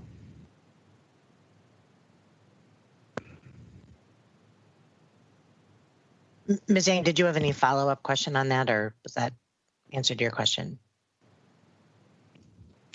I think for me, the only follow-up I have, I think you kind of got at this a little bit, Deputy Mayor Tincher, but I'm curious to what best practices or what we as a city can do to support and like also protect folks who are like, you know, choosing to be outdoors because of the ways in which like our indoor spaces are like either shutting them out or like not meeting their needs. Because I think the reality is that even if we were to try to have an option for every single person, unless we were able to meet all of them, you know, the reality is that there might be some people who are still outdoors. And so what is your vision or like your thoughts about that then, like how we serve the communities who are still outdoors, even after exhausting our options with the resources we have now? Mm-hmm. Council President, Councilmember Yang, I agree that we do have individuals who are hardy outdoor. They have prior to COVID, they've spent any number of winters outdoors in Minnesota. We aren't suggesting that we are going to eliminate that completely. What I will say though is, and this is a tough public policy space to engage in this because all of us, I know every council member, me, the mayor, we all bring our whole heart to this, and we are doing everything we can to meet the needs for human beings. What I will say is that there are individuals who they are choosing to be in a tent situation, not necessarily because we are not able to meet the need that they are saying that they want in an indoor option, but there's something else. And it may be drug use. It may be due to a whole lot of other things. But I know because I've been out there, I've talked to folks, individuals have told me, this is what I want. You need to provide this to me in an indoor option. And that's what I want. And then I come back and I have that indoor option and it's ready. And I'm like, come take it. And they say, can I take it tomorrow? And I want to say that, and I want to be really honest and just, I think it is the healthiest thing for us as a community to be honest about the fact that we as a city, I believe with my full heart that this council, that this administration, that our neighbors, we are doing everything that we can. And it's hurtful when we have people who say, you're not doing enough, it's your fault. There literally are people who they are struggling, and it is trauma and it is all kinds of other things, but there's a dynamic where we can't make people make a better decision, and it is not because we aren't offering and that we aren't creating the solutions that they say that they want. And so I want to be really open and honest about that we have to accept that at some point it is not on public government. It is not our fault. And there's nothing that we're going to be able to do that if we don't tap into why that person really truly is not making a different decision and just let that be okay. We can't move on and do what we need to do for all of the other folks. And so I don't know if that was completely, articulate, because I didn't plan to say all of that, but But I think we need to start saying that because it's not for lack of any of us, the council, our partners in Ramsey County, all of us. I mean, that's not why we're not finding that solution for every single individual. Thank you. Thank you, Ms. Tincher. Ms. Naker has a hand up. Thank you, Council President. Deputy Mayor, I just want to say I found that extremely articulate and eloquent, and I think you and your team have bent over backwards to find places to accommodate folks, to engage me and my colleagues directly in the work. And I agree with you, and I think that we, as advocates and as government officials and people who care about our neighbors, the thing to do is not to point fingers at each other, but we need to be joining hands. And as Councilmember Tolbert has said earlier, as you said earlier, we need help from the state to make this to make these services possible. We are a compassionate community, but we can't do it all on our own. So I really hope that that is the spirit in which all of our actions are seen, because I know that all of us are only trying to do what is best and what is safest for everybody. Thank you. Are there other questions or comments from Ms. Tincher? All right. It looks like no questions at this time, but again, echoing the gratitude from my colleagues about the work that you're engaged in and the efforts that you put in, and also your honesty and authenticity here in this conversation. I really appreciate it. So thank you. I'm grateful, and we appreciate the report very much and the work very much, and gratitude to your team as well. I know you mentioned a few names, but I know it's taking a very large group of folks to get this work done. So thank you. Absolutely. Thank you all. All right. All right. We have several more items in front of us. So we are going to shift gears again and move on to item number 25. And I believe this item will be withdrawn by the author or the sponsor. Okay, so do you want me to read it, Council President? No. Okay. Item 25 is withdrawn. How about 26? Is that? Yep. If you could read 26, that would be good. Okay. ABCA 20-7, considering the appeal of William Garman Hargens and Mary Staples Thompson to a decision of the Board of Zoning Appeals approving 6 variances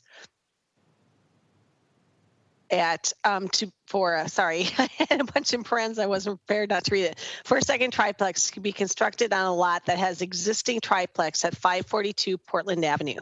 Public hearing was closed on November 18th. Mr. Tao. Thank you, Council President. I'm going to move to deny the appeal because even though I know item 25 and 26 are together, 26 for the BZA's finding, this leaves room and for the property owners to go back to engage the neighbors and to submit a different plan that would meet the requirement of the HPC. But this BZA, they're allowing these variants here has no effect on the redesign. And so I'm going to deny the appeal, move this forward. All right, so Mr. Tao is moving to deny the appeal. Is there any discussion on that motion?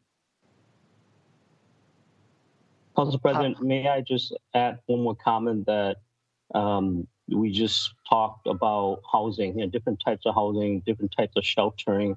And this itself is also about sheltering. This is a different type of sheltering, but we do have a housing shortage in the city of St. Paul. Our city continues to grow. People continue to move into the city of St. Paul because it's a great place to do business, to live here, to raise your kids here. And so as responsible leaders, I think that it makes sense, and it's important for us to continue to allow density, especially in a historical district. And so that's also another reason for allowing this, for denying the appeal. Thank you, Mr. Tao. Thank you. I know there was a really compelling article one time by Bill Lindeke talking about when the homes on Summit Avenue and the surrounding area were originally built, they were occupied by many, many, many people, creating that kind of density. And now it's smaller families living in those houses. So I support any way that we can add more people to those large lots and large homes. And this particular site plan I found very interesting. So Ms. Baker. Thank you, Council President. I just want to note, because I received some communication from one of the parties with the developer rather late, and I was able to ask Ms. Moore, and she was able to add it to Legistar so that their message is in the agenda for people to be able to view. But I know that they were raising some serious concerns about the HBC reversing their decision, and I know that number 25 has been withdrawn, and we don't have any say over the HBC's decision, but I just wanted to make sure people were aware of that communication from the developer and the concerns that are raised there. And you said that you did input that into Legistar. All right, thank you. All right, any other discussion on Mr. Tao's motion? Seeing none, roll call. Yang. Aye. Jalali. Aye. Naker. Aye. Prince. You're on mute, Jane. You're on mute. No. Tao. Aye. Tolbert. Yes. Council President Brenmoen. Aye. 6 in favor, 1 opposed, being Councilmember Prince. The motion of intent is the appeal is denied.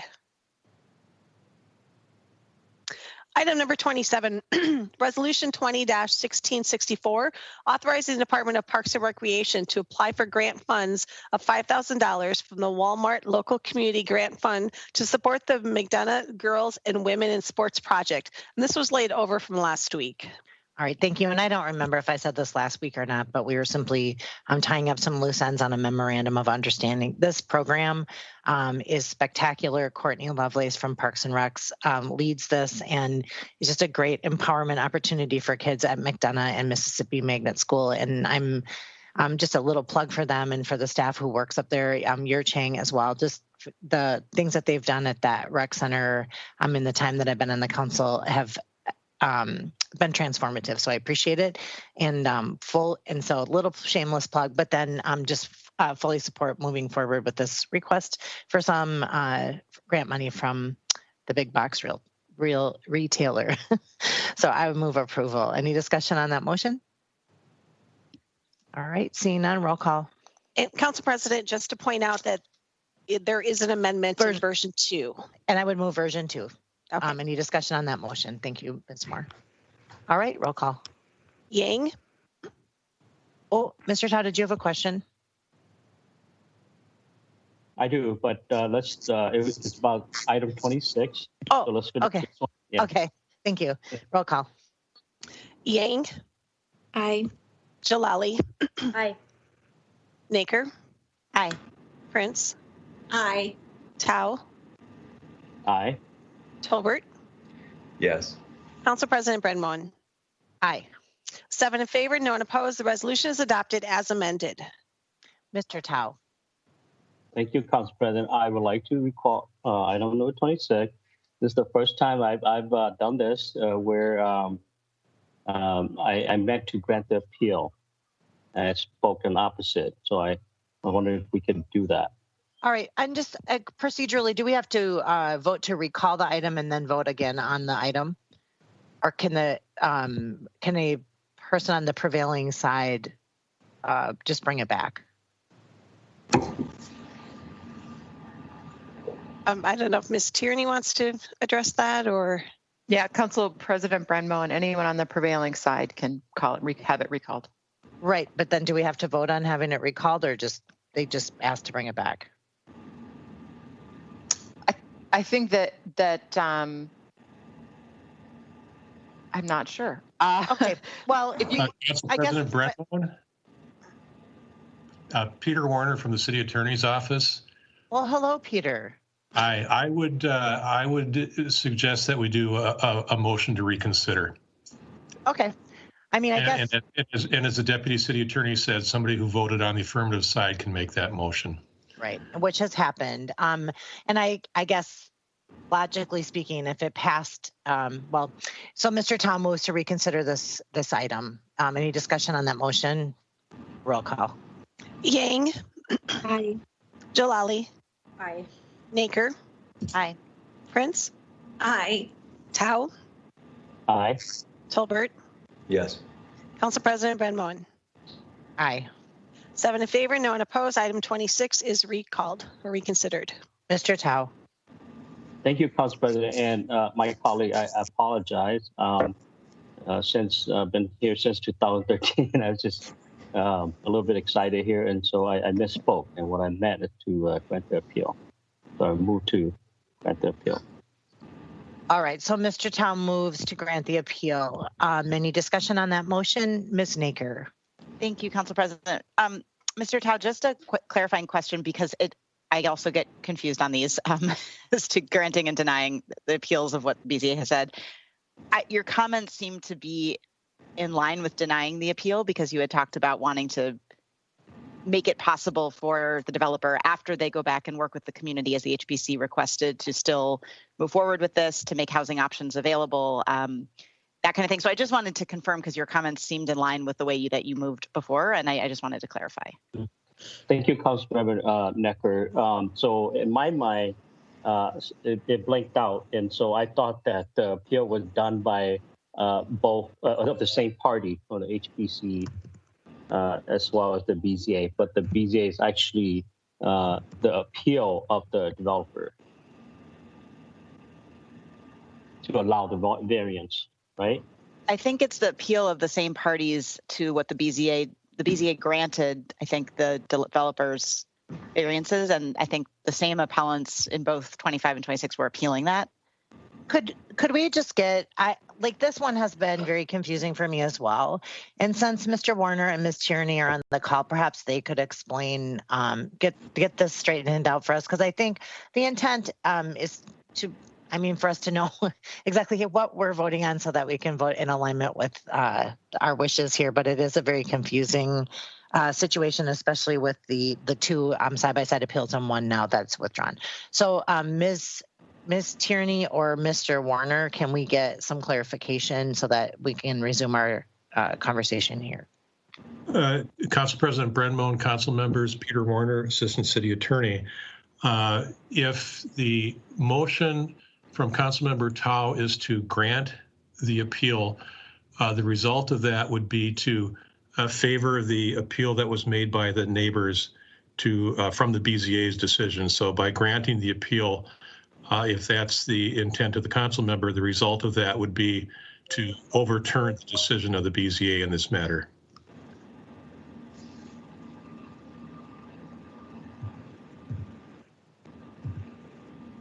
Okay, so Pete, so what, Mr. Warner, so what you're saying is that I had it correct the first time. No, I think the first time, if I recall, I got to go back and look, because I was working on another matter and sort of half listening. I apologize. I believe that you had moved to deny the appeal by the neighbors, and by denying the appeal from the neighbors, you would be upholding the decision of the BZA. Okay, that's what I wanted. Yeah, sorry. Right? Well, because, Council President Ben Moen, if I could ask of Councilmember Tao a question. Yes. So, Councilmember Tao, if your motion today is to grant the appeal is by the neighbors.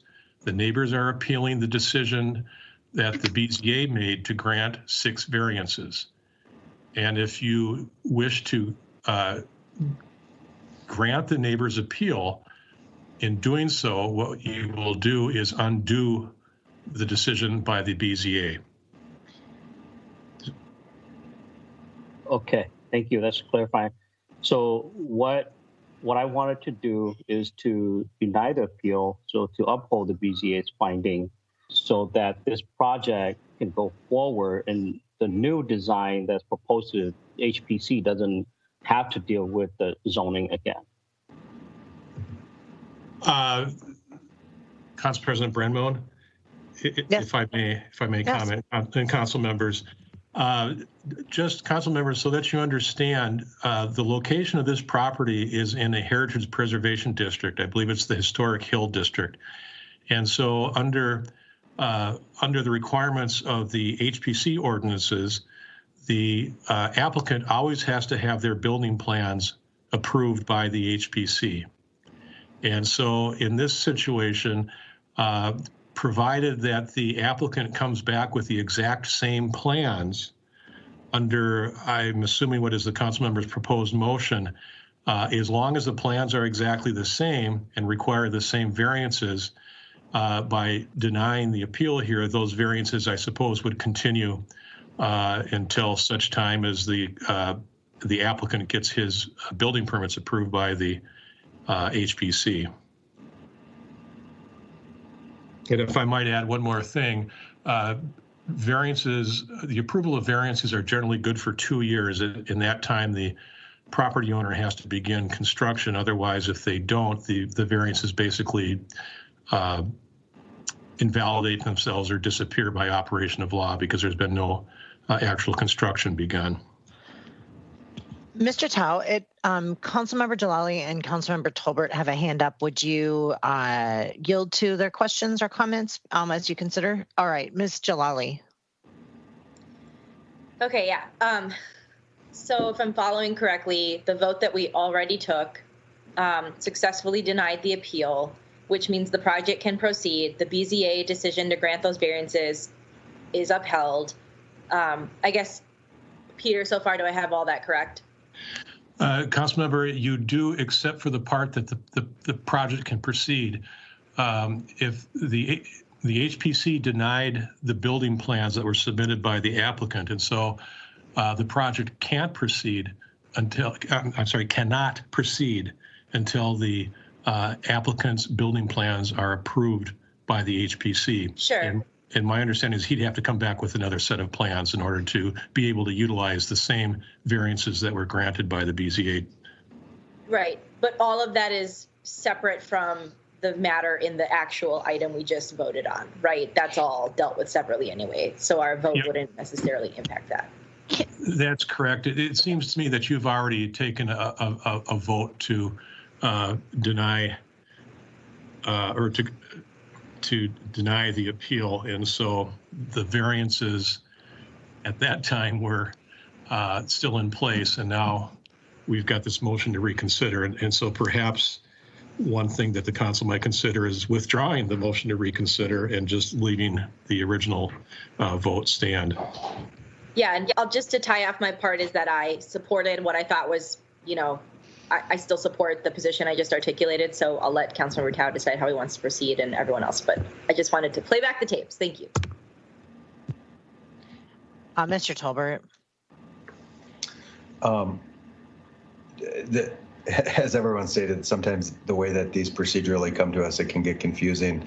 What is the time, or is the clock up today in terms of our ability to rule on this?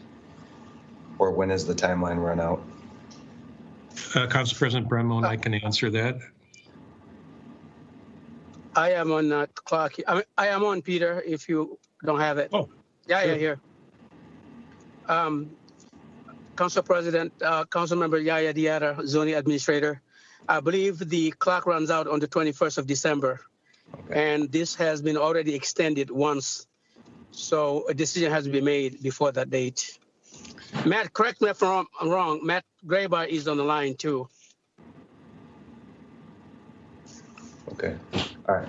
The other thing I was thinking is I know we have one more suspension item, and just so we can clarify and have time to think and do the right thing. So maybe we could call the suspension item in the staff report, and Di could, or Councilmember Tao and others, we could make sure that we're voting the way that we all intend to vote, but are, I think, a little confused by the procedural way that these appeals come to us sometimes. All right, so Mr. Tolbert, what I'm hearing is a suggestion that we table this conversation at the moment, move on to some other agenda items, and give our attorneys and the sponsor of this an opportunity to clarify their thinking here and make sure that I am absolutely confused. I want to see this project move forward, but procedurally, I literally am befuddled. So if that would be all right with you, Mr. Tao, just a moment to huddle here and move on to the suspension items, that might buy us a little bit of time. So I would support that motion and just table this item for now and move on to the next item on our agenda. I'm fine with that. And then later, I could just motion to remove my reconsideration of the item. Is that correct? Yep, sure can. Thank you. Okay, the next item on the agenda is item 28, final adoption of ordinance 20-29, amending chapter 409 of the legislative code pertaining to the distance restriction between liquor license locations to reduce the location radius for off-sale wine only licensed locations. Ms. Prince. Yes, I would like to move layover to January 27th. All right, so Ms. Prince moves a layover to January 27th. Is there any discussion on that motion? All right, seeing none, roll call. Yang. Aye. Jalali. Aye. Naker. Aye. Prince. Aye. Tao. Aye. Tolbert. Yes. Council President Brenmoen. Aye. 7 in favor, no one opposed. The ordinance is laid over to January 27th. Item 29, final adoption of ordinance 20-35, granting the application of Keith Schroeder to rezone the property at 981 Fuller Avenue from R4 single family residential to T2 traditional neighborhood and amending chapter 60 of the legislative code pertaining to the zoning map. All right, and Mr. Tao.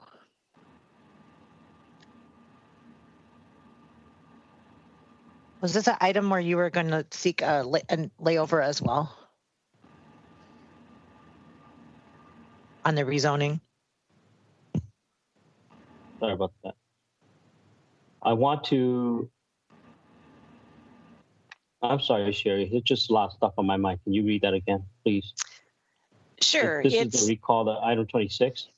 Nope, this is item 29. The ordinance 20-35 granting the application of Keith Schroeder to rezone the property at 981 Fuller Avenue from R4 single family residential to T2 traditional neighborhood and amending chapter 60 of the legislative code. Okay, so this one I am going to deny the application to rezone. I've heard plenty from neighbors in the area, and they do not want to have this there. And I think that we have been trying to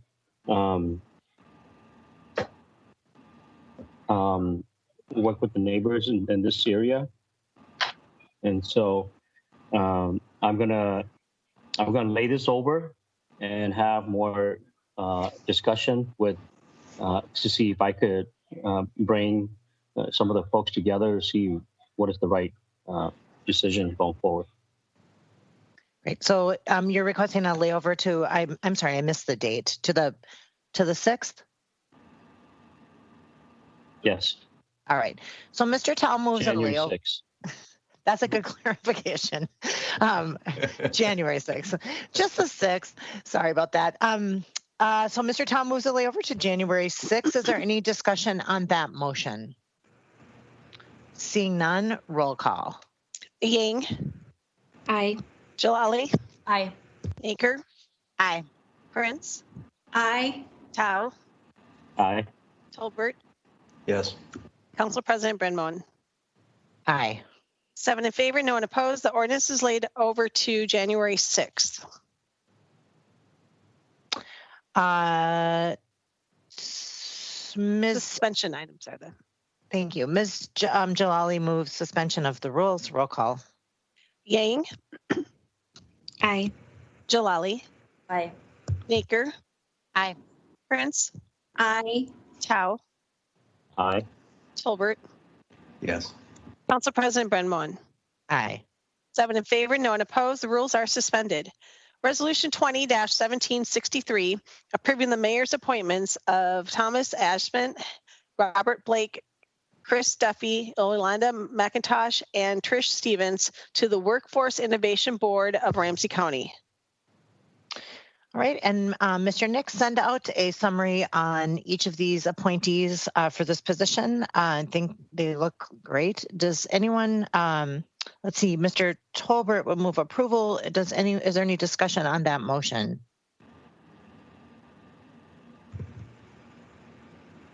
All right, seeing none, roll call. Yang. Aye. Jalali. Aye. Naker. Aye. Prince. Aye. Tao.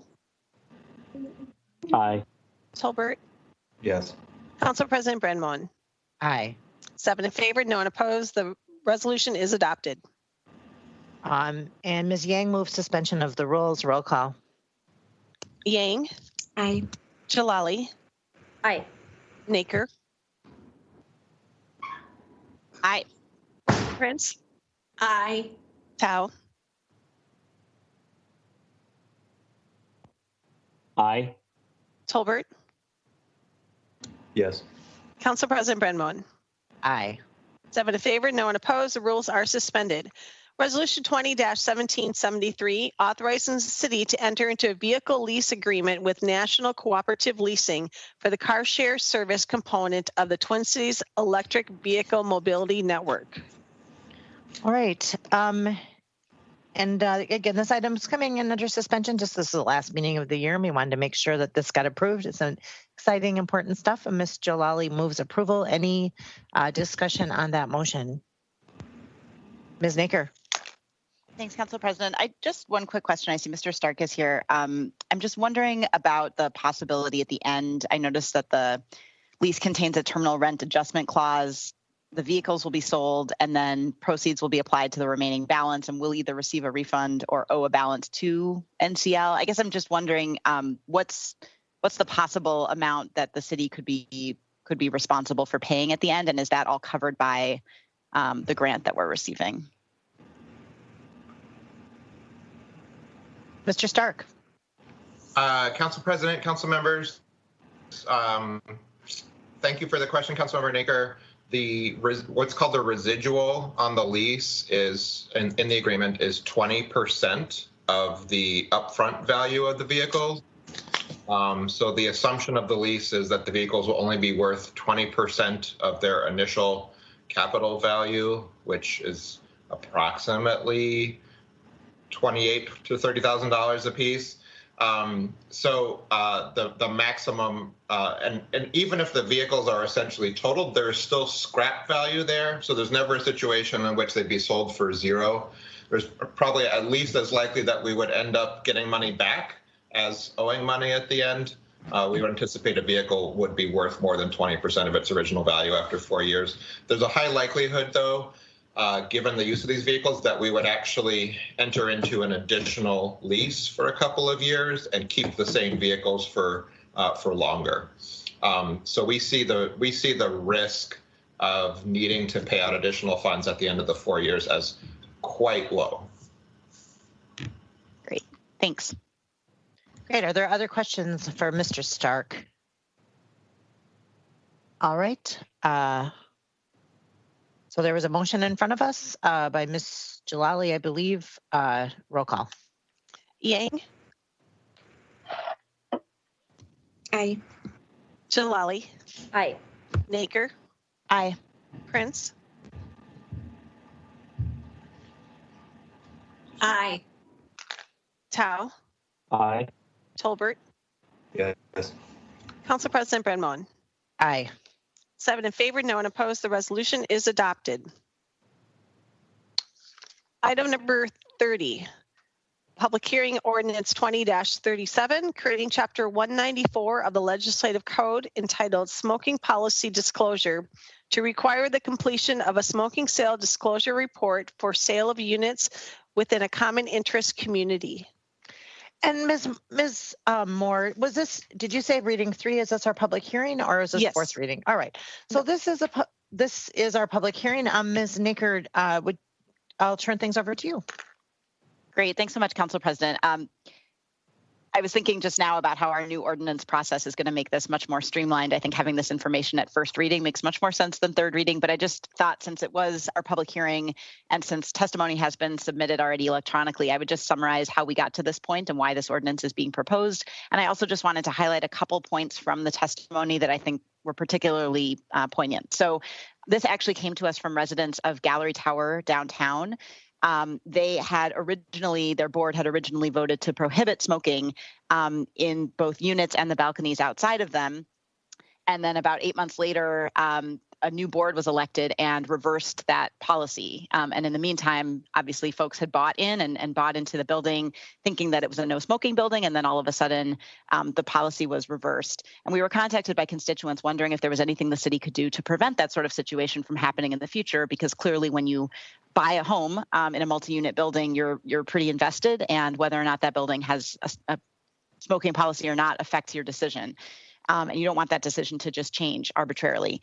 So we worked at the city attorney's office. They drafted a memo outlining all of our options, and we decided at the end that the best option was this disclosure policy after a lot of conversation with DSI and the city attorney's office. And DSI also felt that the best way to do this would be to have a one-page document attached to the back of the Truth and Sale of Housing report. It would not be completed by the Truth and Sale of Housing evaluator. That's an important distinction, but it would be a form that is there at the same time as the seller would be presenting that information to the buyer. And about a year ago, we created the first draft of this ordinance. It's been 2020.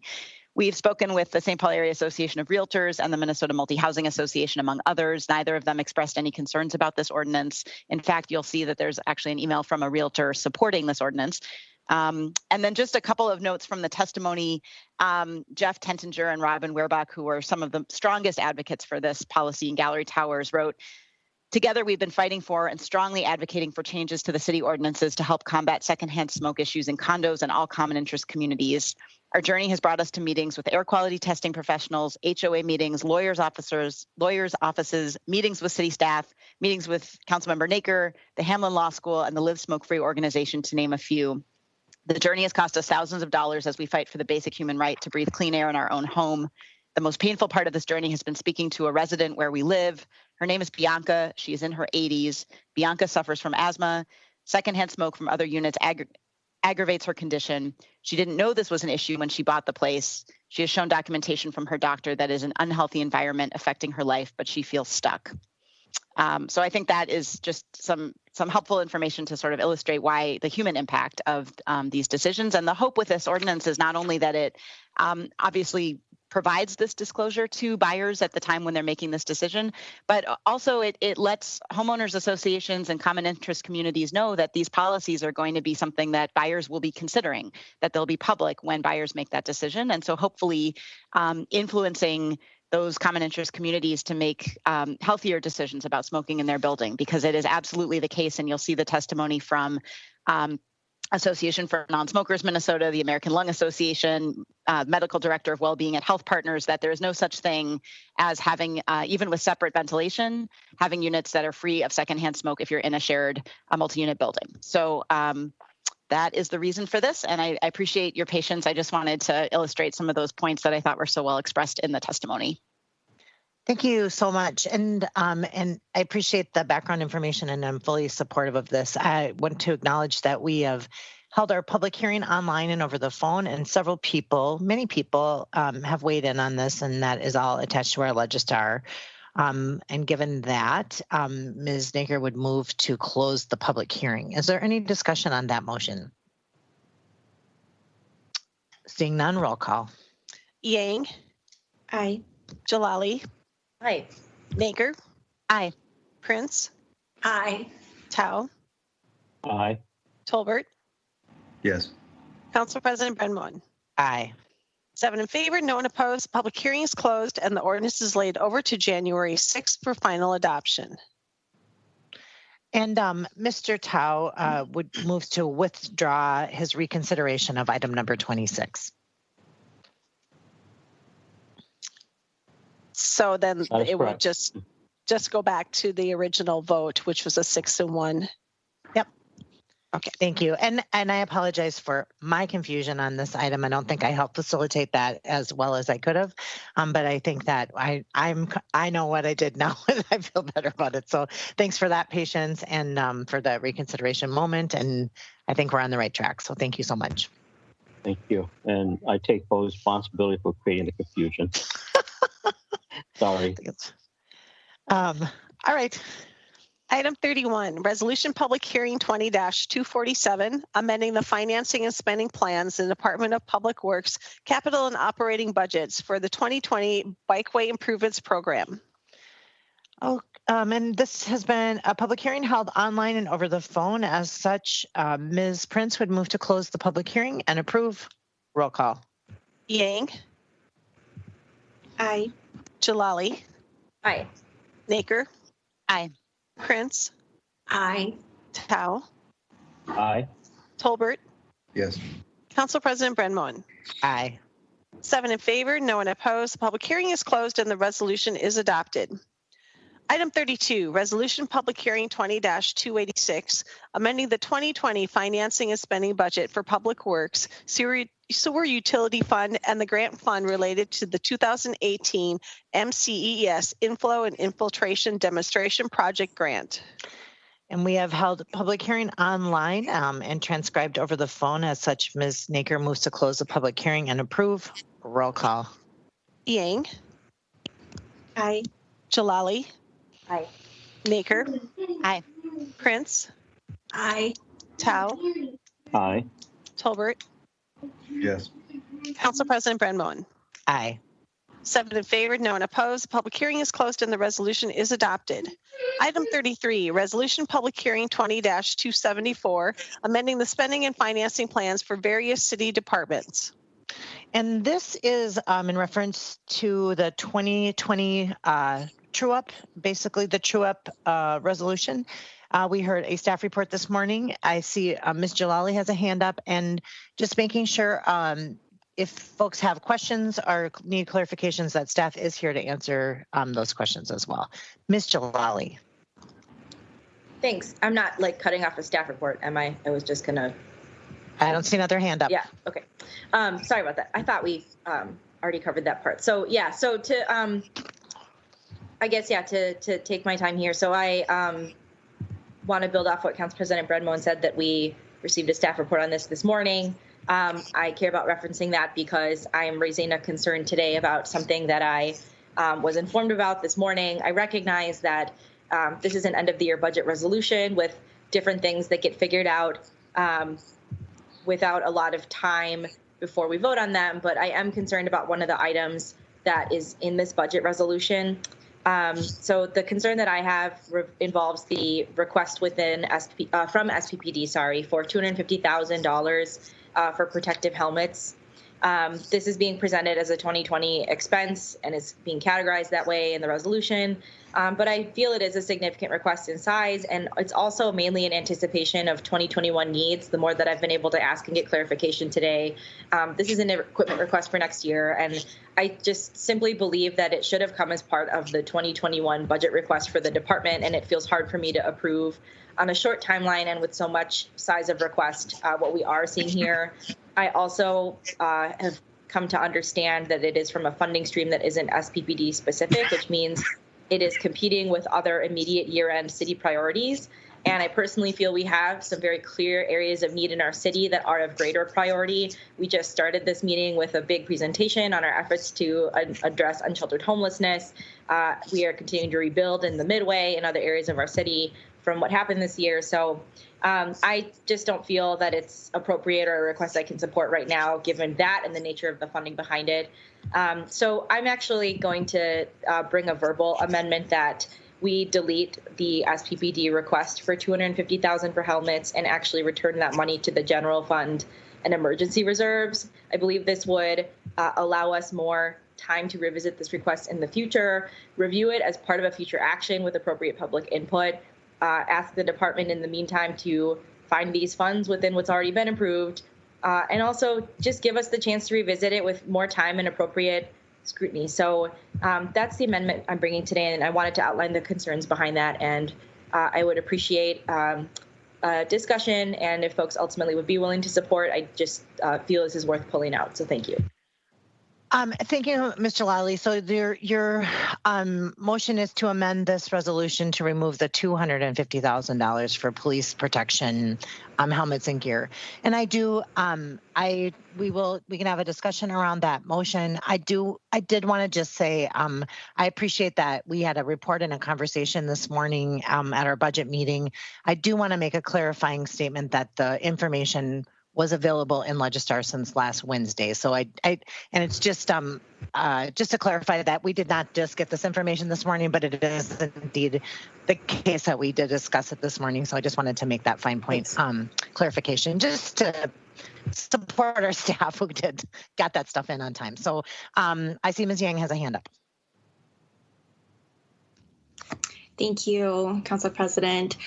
I just want to share I do support the amendment proposed by Councilmember Jalali, and I wanted to be really open to everyone. To me, it was just really, I think when I heard about the proposal this morning and just the briefing, it was really shocking for me because I feel like there's a lot that just happens without oversight from our council and also from input from the community as well.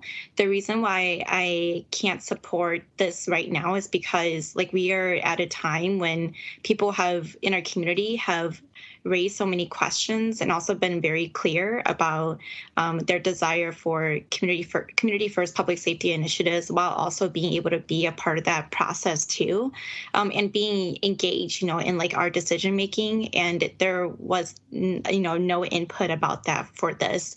For me to actually feel really good about making this decision, I think we really need to go to what the roots of I feel our democracy is about, which is getting people involved. I would really love to see the Community First Public Safety Work Group in some way, or even some of us council members really taking it upon ourselves to talk to people about this and engaging in some sort of participatory budget process around this, overall, and the police department, and getting their input about it.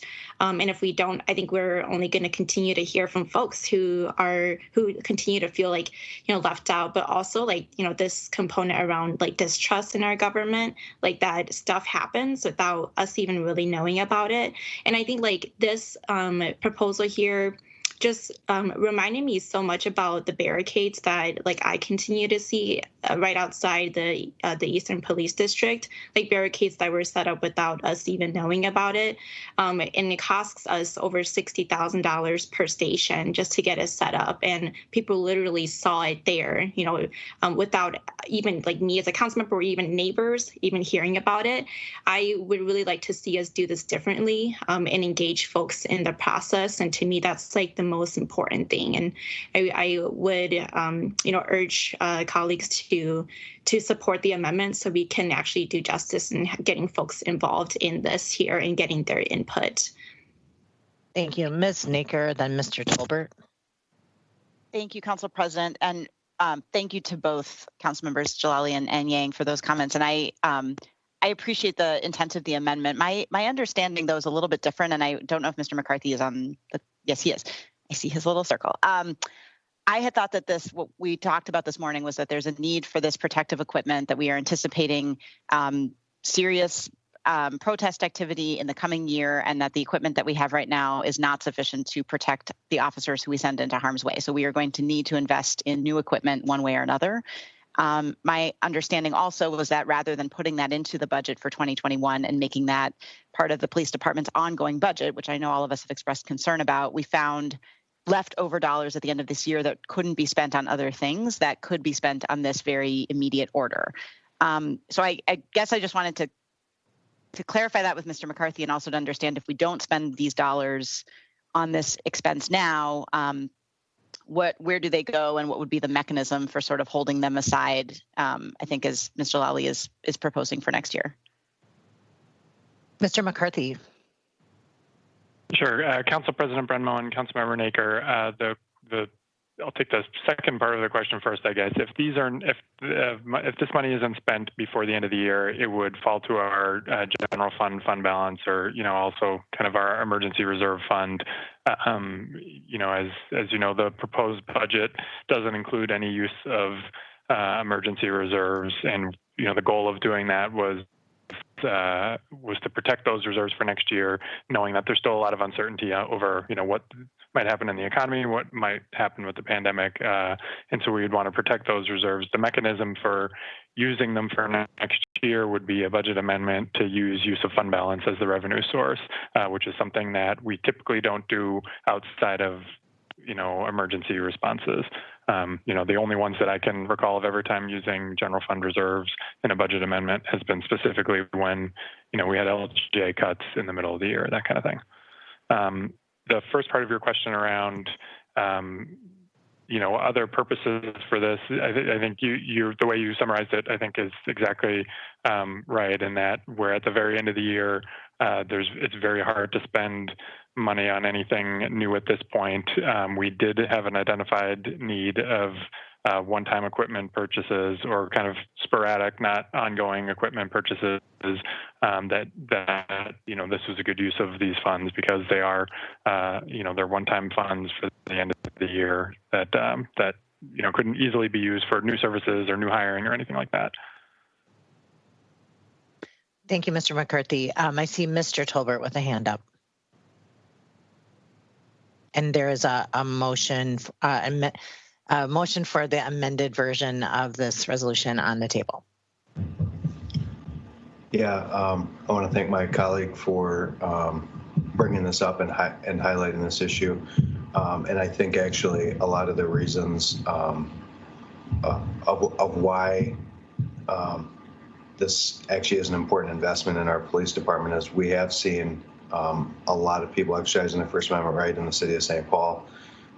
It is definitely weekly at this point. I know because I watch the State Patrol helicopter pretty much every Saturday all morning fly over either the governor's mansion or the Capitol or back and forth to where the marches are. And we've seen a lot of First Amendment activity, both for civil rights and justice, as well as now many other reasons. And I think it's important that our police have this passive equipment because sometimes some of these protests are usually people from outside, as we've seen by the convictions and whatnot, from northern Minnesota or the exurbs or wherever they're from, coming in and actually trying to do some to make the legitimate protests look bad. But I think all this equipment is helpful in order to keep the officers safe, as well as keeping the people exercising their First Amendment rights safe as well.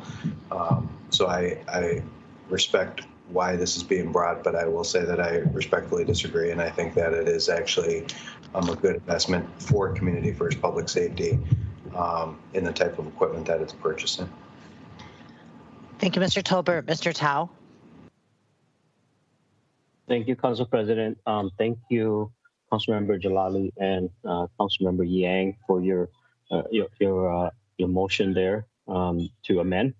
The way I see this is that how it was brought about us. It's important to be pointed out, but I also see that it's no difference when we are trying to get the proper equipment for our police officer, just in the same way that we need to get the proper equipment for our firefighters, our park and rec staff.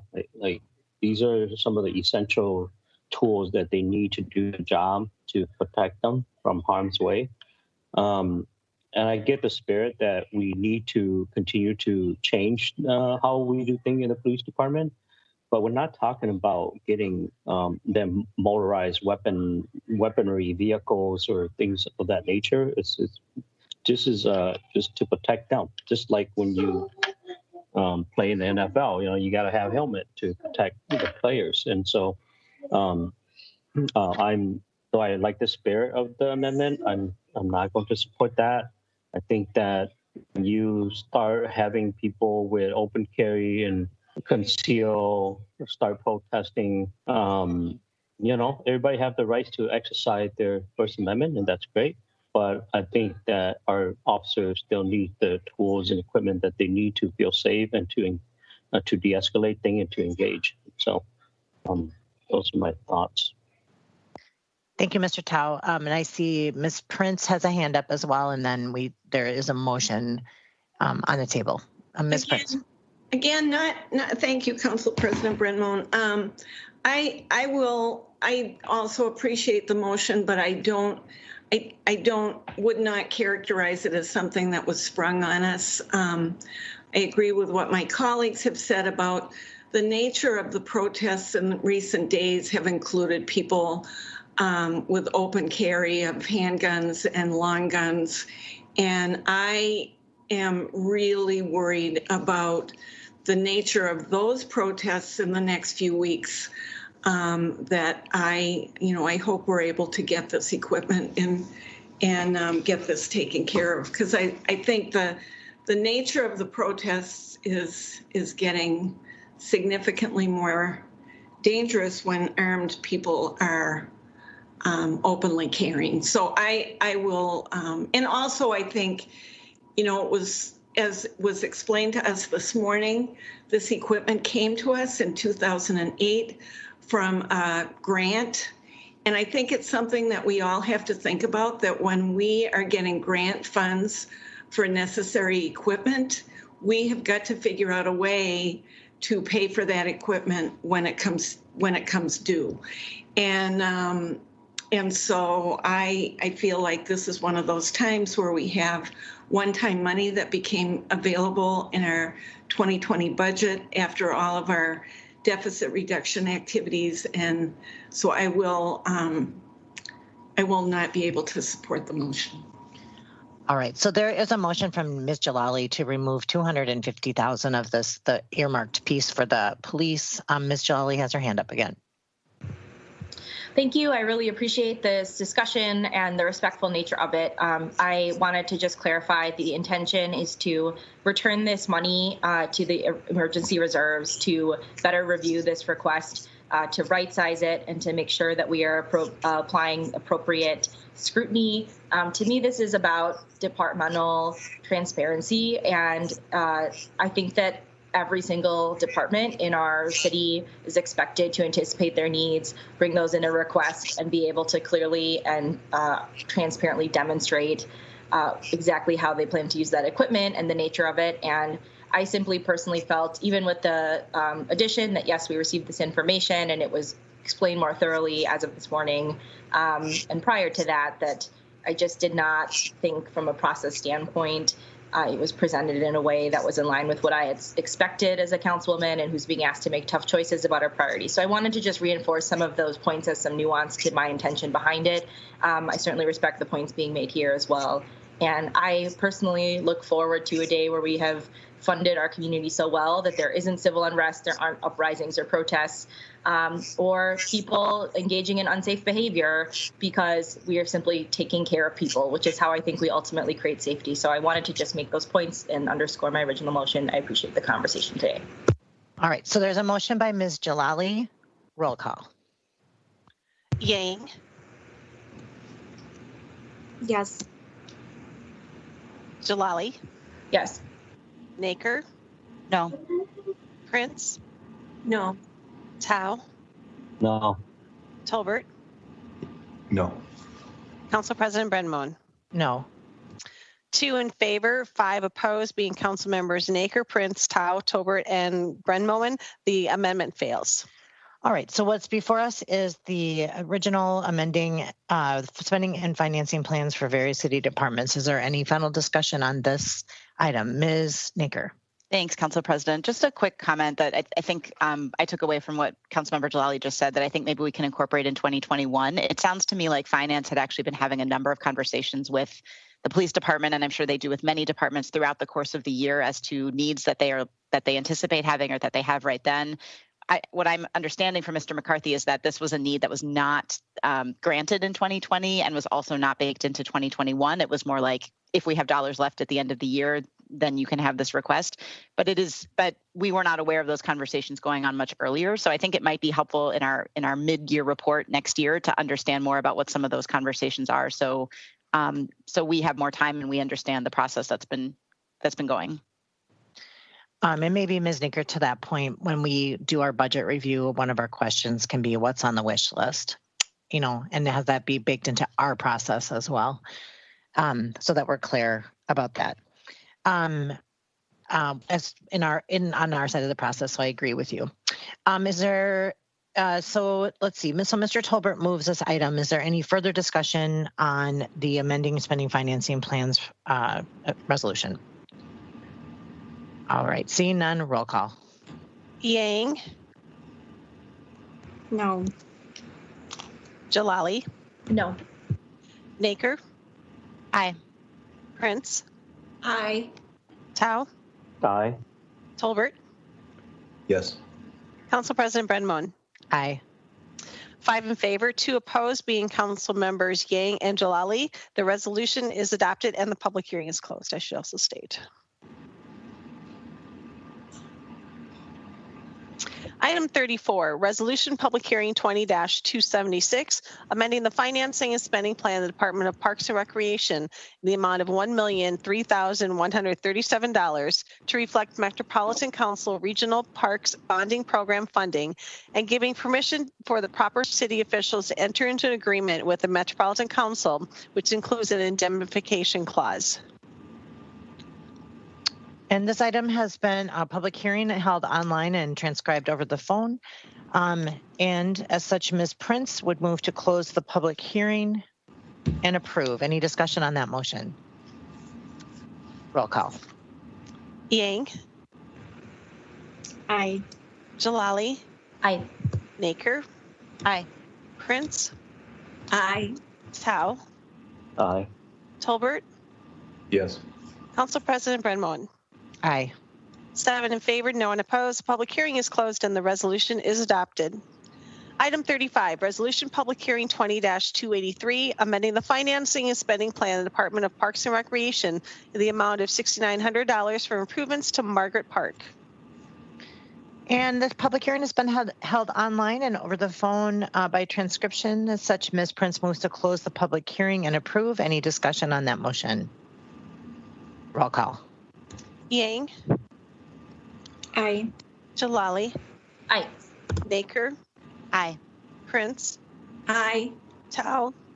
Aye. Tolbert. Yes. Council President Brenmon. Aye. 7 in favor, no one opposed. The public hearing is closed and the resolution is adopted.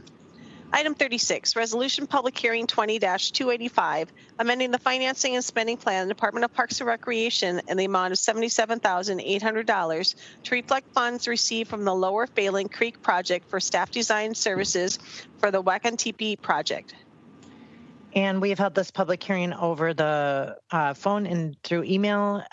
As such, Ms. Prince would move to close the public hearing and approve. Any discussion on that motion? Seeing none, roll call. Yang. Aye. Jalali. Aye. Naker. Aye. Prince. Aye. Tao. Aye. Tolbert. Yes. Council President Brenmon. Aye. 7 in favor, no one opposed. The public hearing is closed and the resolution is adopted. Item 37, Resolution Public Hearing 20-280, authorizing the Police Department to enter into a grant agreement with the Office of Justice Programs, U.S. Department of Justice, for the COSSAP grant.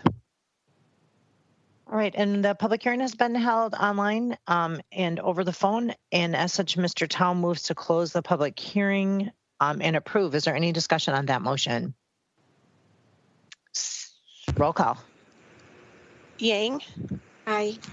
Jalali. Aye. Naker. Aye. Prince. Aye. Tao. Aye. Tolbert. Yes. Council President Brenmon. Aye. 7 in favor, no one opposed. The public hearing is closed and the resolution is adopted. Item 38, Resolution Public Hearing 20-282, amending the financing and spending plans of the Fire Department in the amount of $31,809.40 for the Minnesota Task Force One Team reimbursement from the City of Edina. All right, it's a holiday. We are accepting money from the City of Edina, which I always support. So Given that we have held a public hearing online and over the phone, and as such, I will move to close the public hearing and approve. Any discussion on that motion? Seeing none, roll call. Yang. Aye. Jalali. Aye. Baker. Aye. Prince. Aye. Chow. Aye. Tolbert. Yes.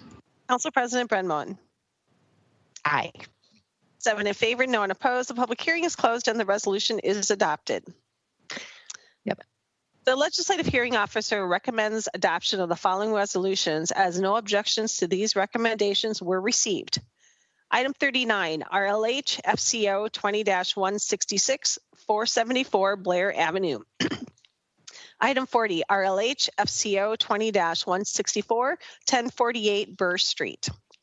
Item 41, RLH OA 20-9, 1008 Carroll Avenue. Item 42, RLH SAO 20-47, 98 Garfield Street. Item 43, RLH SAO 20-46, 598 LaFond Avenue. Item 44, RLH VO 20-57, 403 Minnehaha Avenue East. And item 45, RLH VO 20-56, 1393 Prosperity Avenue. And again, the motion is to adopt. So moved by Councilmember Yang. Any discussion on that motion? Roll call. Yang. Aye. Jalali. Aye. Baker. Aye. Prince. Aye. Howe. Aye. Tolbert. Yes. Council President Brenmon. Aye. 7 in favor, no one opposed. The public hearings are closed and the resolutions are adopted. So that brings us to the end of our agenda, that was neat and tidy for our last meeting. I did want to remind people that I had suggested that at the end of this meeting, if folks wanted to share sort of thoughts and review of this year or any highlights from your ward or from the city that you'd like to just share before we adjourn, as opposed to just news from the wards, that we have certainly can do that here today.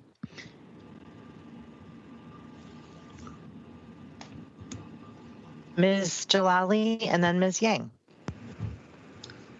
I just wanted to say a simple appreciation for everyone's work this year. I don't know what the right time or place is to do that in appropriate due length, because it's just been a very hard year, and we've disagreed at times. We've had intense conversations, but I am really thankful for the opportunity to serve on this council. And so I just wanted to say thanks to council colleagues, and then to all of our hardworking staff who help make our meetings possible, help us come prepared to votes, put all of these difficult decision packages together.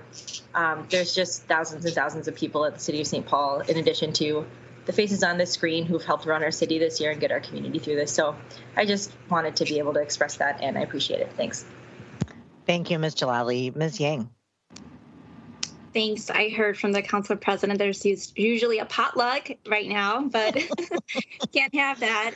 So fingers crossed that we'll get it next year. But I've had a really, really great time in my first year on the council with you all. I feel like it went by so quickly. And it's really been an honor to work alongside you all and also represent the folks in my ward as well. And to, be able to work with a really incredible staff from, all of our LAs collectively to our executive assistants to our city council staff. I'm really appreciative of everyone, and I'm wishing you all a happy holidays, and can't wait to see you again soon. Thank you, Ms. Yang. Ms. Prince, then Ms. Naker. Thanks. We talked a little bit this morning about the ways in which COVID has taught us some new ways of doing things. And so a very difficult and in so many ways terrible year does have some bright spots. And one of them is, I think we'll all be able to do a whole lot less driving to all of the meetings that we go to. I think we finally mastered this Teams thing, or we are mastering it. I also want to say this year I've been part of this kind of amazing reparations reading group at the Eastside Freedom Library, and I've worked with a group that is calling itself the St. Paul Recovery Act Steering Committee. And of course, since the terrible murder of George Floyd at the hands of Minneapolis police in May, followed by the largest protest movement in U.S. history, the topic of reparations has gained particular urgency. The issues of truth, reconciliation, and reparations are now being broadly proposed in Congress by the U.S. Conference of Mayors, by cities like Evanston, Illinois, and Asheville, North Carolina, by colleges and universities, including Mitchell Hamlin School of Law, and very recently by the Minnesota Council of Churches. So it's my hope that the resolve and commitment that we have all expressed will lead us into the new year to launch this vitally important conversation. And I am so grateful to all of you for your commitment to our city, to our diverse communities, and as I think Ms. Jalali put it, that even when we disagree, I am really pleased with the way we are able to have very thoughtful conversations at the council table and on teams. And so I'm really proud of the council that we have become. And I want to wish all of you and everyone watching a safe, healthy, and happy and better 2021. Thank you, Ms. Prince. Ms. Snaker. Thank you, Council President. I'm so glad you asked us to do this. I am loving this. I just wish we were doing it in person. I miss all of you so much. And Councilmember Yang, actually, normally there would be a potluck today, but there would also be trivia after this meeting. And Council President and I talked about maybe having a way to do that, and it just was not going to be the same on screen. So we'll have to do it doubly next year. But we're often talking about the need for a glitter cannon at times like these. And I think the reason why we do that is because we get to the end of these momentous years and occasions, and then we just sort of go away. And it's especially bad when we just kind of click leave and that's it.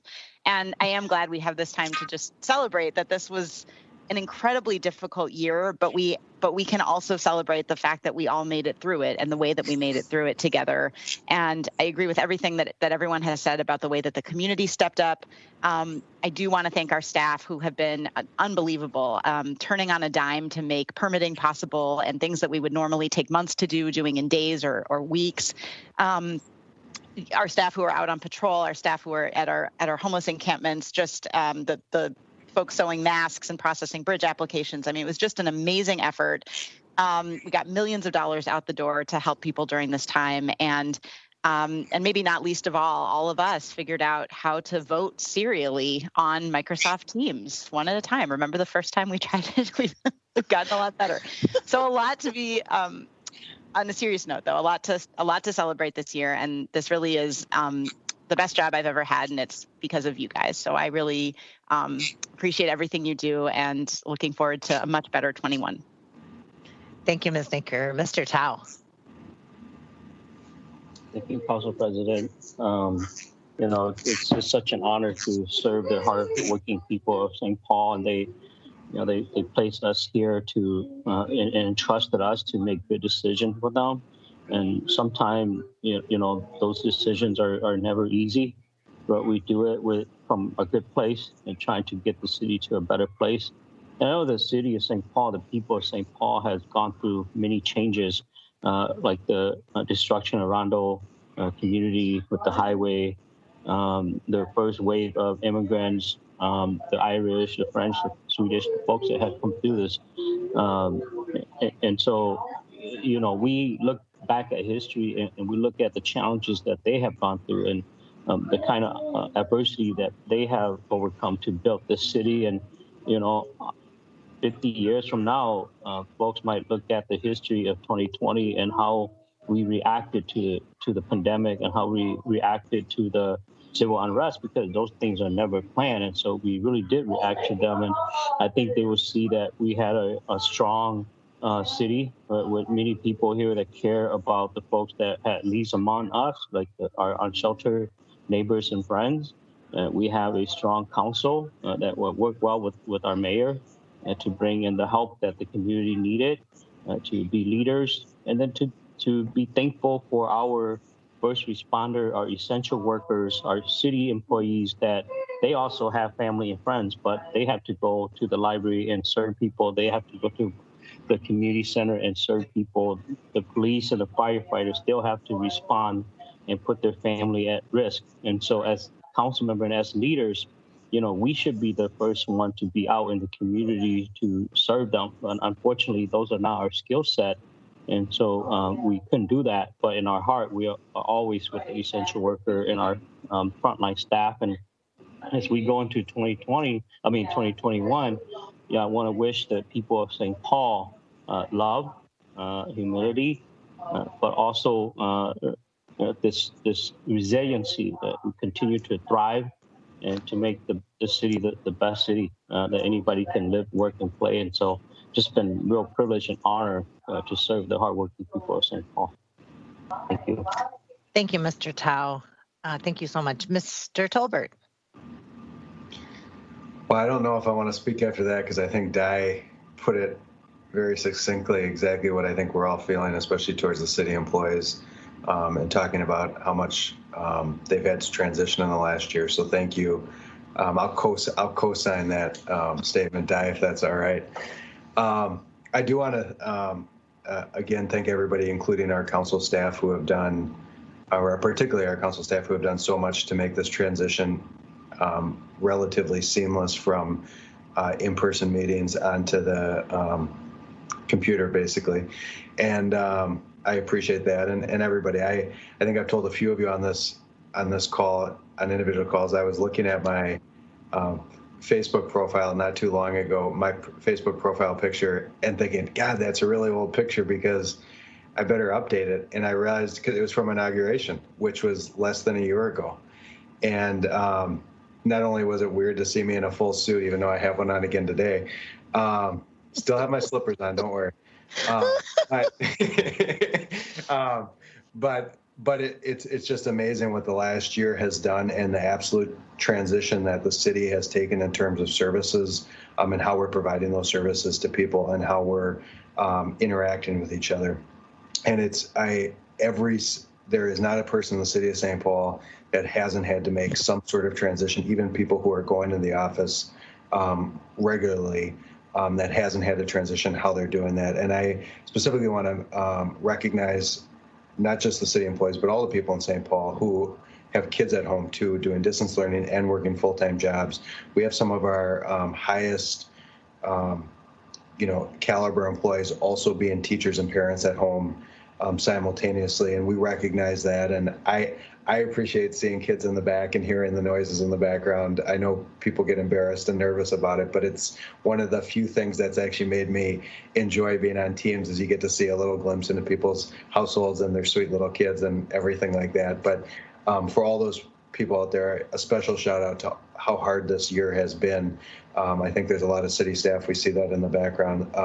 So grateful to them. But more than anything, I do want to also say on a positive note, because I think there's a lot of reason why we can be very negative on the past year, but I think on a positive note, let's hope that this year has not only taught us that we can do things differently within the city. I think there's a silver lining there. A lot of things that in my 9 years on the council that we said, well, can we do it this way or can we do that? And we were often told, no, that just won't work. People won't respond to that. We were able to do it overnight on some of those things. And not all are as good. I personally, I like in-person public hearings. I think there's an added component to that, but it's possible to do it this way. And we actually can get a lot of public interaction via emails and things like that. But I think on a silver lining, we can see the new ways that we can do things. And more than anything, I think we're going to appreciate the things that we used to take for granted, all those dinners that we'd sit at, once a week together at the River Center Ball, or even us going till 9-10 o'clock at night as a council meeting. I would do one of those late nighters if it meant that we could all be together again. And I think we all will appreciate that and not take for granted how much it is nice to see people's eyes light up and see their reactions and actually get a feeling in person. But thank you to everybody in the city of St. Paul for working with us as we transitioned from a certain way of doing things to a brand new way of doing things, and especially the city employees who made that possible. And thank you to all of you guys. I enjoy working with you I think we all work together almost every single day, but for sure we work together on Wednesdays. So see you in a couple of weeks. Have a happy holidays. Thank you, Mr. Tolbert. Thank you. And it is, I mean, I feel like we've had a lot of we have opportunities throughout the year to like reflect outward. And it is nice at this last meeting and then the potluck that we're not having to reflect a little bit inward at the work we're doing. And I second and agree with the things that I've heard folks saying about just the agility and the commitment of staff, the city staff, our employees. But right now, I just want to focus a little bit on our city council staff and say how grateful we all are as a council for your work this year. It has been, yes, I will join the people clapping. It has been an incredibly challenging year, and you have been nimble, you have been flexible, you've been creative, you've been persistent, you've sat through one of the longest meetings in the history that I have been on this council and did it with a smile on your face. So I thank you for that. I know Raquel Naylor and Jan Peterson have literally been in the office holding down the fort. And when something needs to happen there, they are there to do it and have, managed things from people's retirements to, getting signatures for things, to getting important deliveries to us. And we really appreciate them putting themselves at risk and being in downtown in the office. Huge gratitude to Marsha Mormon and Nia Vang, who have somehow managed to continue doing the legislative hearings with the support of Joanna Zimney and Mai Vang. Through this. And I think in the beginning, it was like, we didn't even know how we were doing it or what we were doing. And now listen to us today, 7 items that were all approved. It was amazing. And so I really appreciate how that has evolved over time and the work that's happened behind the scenes to make it happen. Obviously, Sherry Moore is kind of the face of this work, and we appreciate you've also kept the trains running on time.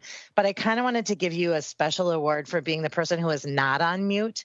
I cannot think of one time where you accidentally started talking with your mute button on, and I have to give you some huge props for that. And you know who is the person who's always on mute. I'm not gonna give the opposite award, but Sherry is the opposite of that, and she has managed to seamlessly do this as if she's been on Teams her whole life. But thank you. You are the voice of the council meetings, and it has been a pleasure to work with you in person on this. Holly Houston, of course, our budget goddess, who got us through another challenging year. We spoke appreciation for her last week, but I don't want to go by without saying how much we appreciate her work on the budget and our policy planning processes. And then our fearless leader, Trudy Maloney, who is the glue that holds this ship together. And we appreciate that. Her work, as well as this team has supported large legislative efforts in spite of and because of this COVID lockdown and civil unrest. They have done this research and adapting to COVID. In doing our legislative hearings, our public hearings, our council meetings, and I just think it's been an extraordinary transition. So true gratitude to the council staff who has made this year possible and bearable, and sometimes even fun and funny. So we really do appreciate that. Each council office has 2 dedicated staff, a legislative aide and an executive assistant. And listening to Mr. Tolbert reminded me how, these are folks that are working at home as teachers, as parents, as legislative aides, and somehow they have managed, and executive assistants have managed to keep our schedules caught up and advance our policies. And I know each ward will probably have special words to say to their own staffs, but I do want to point out, I want to give huge props to Hua Jung Kim, my legislative aide, for her partnership and her friendship. She makes this every day a joyful day, and I really, really appreciate working with such a smart, dedicated person. And Janie Vang is celebrating her 1-year anniversary as my executive assistant today. So it's pretty cool that she's made it through this first year. And as like Mr. Tolbert said, it was only one year ago. It seems like it's been so long. So in the beginning, I heard Ms. Jalali mention that we sometimes disagree, but I also want to point out that we mostly agree. And this is a council that not only agrees, but we also use our collective knowledge to make our priorities and our programs and our initiatives better. And I really do appreciate that collaborative effort. I feel like I've gone from a council where people kept their priorities pretty close to the vest to a council that works together to get stuff done. And I think it's been a huge improvement. So I share folks' sentiments that I am very honored and privileged to work with such a thoughtful, passionate group of people. I've said this before out loud, but I often just sit smiling, like listening to what people say, because I can tell that they're driven by passion, by their values, and it is truly a privilege and an honor to work with you. I respect you all. I miss you all. I look forward to seeing you again. And I feel, I think that I would end on a note of hope. I feel hopeful about our future on so many levels, from where we're heading in a policy direction to where we're heading with a vaccine and the opportunities to get back together again. So thank you. This morning's policy work plan setting and really put my spirits in a high place, and I'm excited for what's in front of us. So thank you. True gratitude to you all. So there's that. I do want to tell people before we move on that there are some gnomes hidden in the city of St. Paul, and I don't know if people know about this, but I think it's important to know that there are hidden gnomes throughout the parks. There are 10 tree gnomes who have settled into different parks, and you can try to go find them. There's also one golden gnome that will travel from park to park each week after sundown on Sunday. So there's another thing you should look for. And it basically kind of looks like a tree with a hat on it. But take a peek on your social media. You might see some pictures of the gnomes. And if you find one, use the hashtag STP Gnome Takeover, but don't give away your location with your photo. So we have things that we need to accomplish on the lighter side as well. So if we have nothing else to come before us in 2020, which it looks, I see Mr. Tolbert has his hand up, but I think he just left it there. Is that right? Just being difficult to the very end, Council President. So if there's nothing else to come before us, have a very safe holiday break, and we will see folks in the beginning of January. Thank you so much. We are adjourned.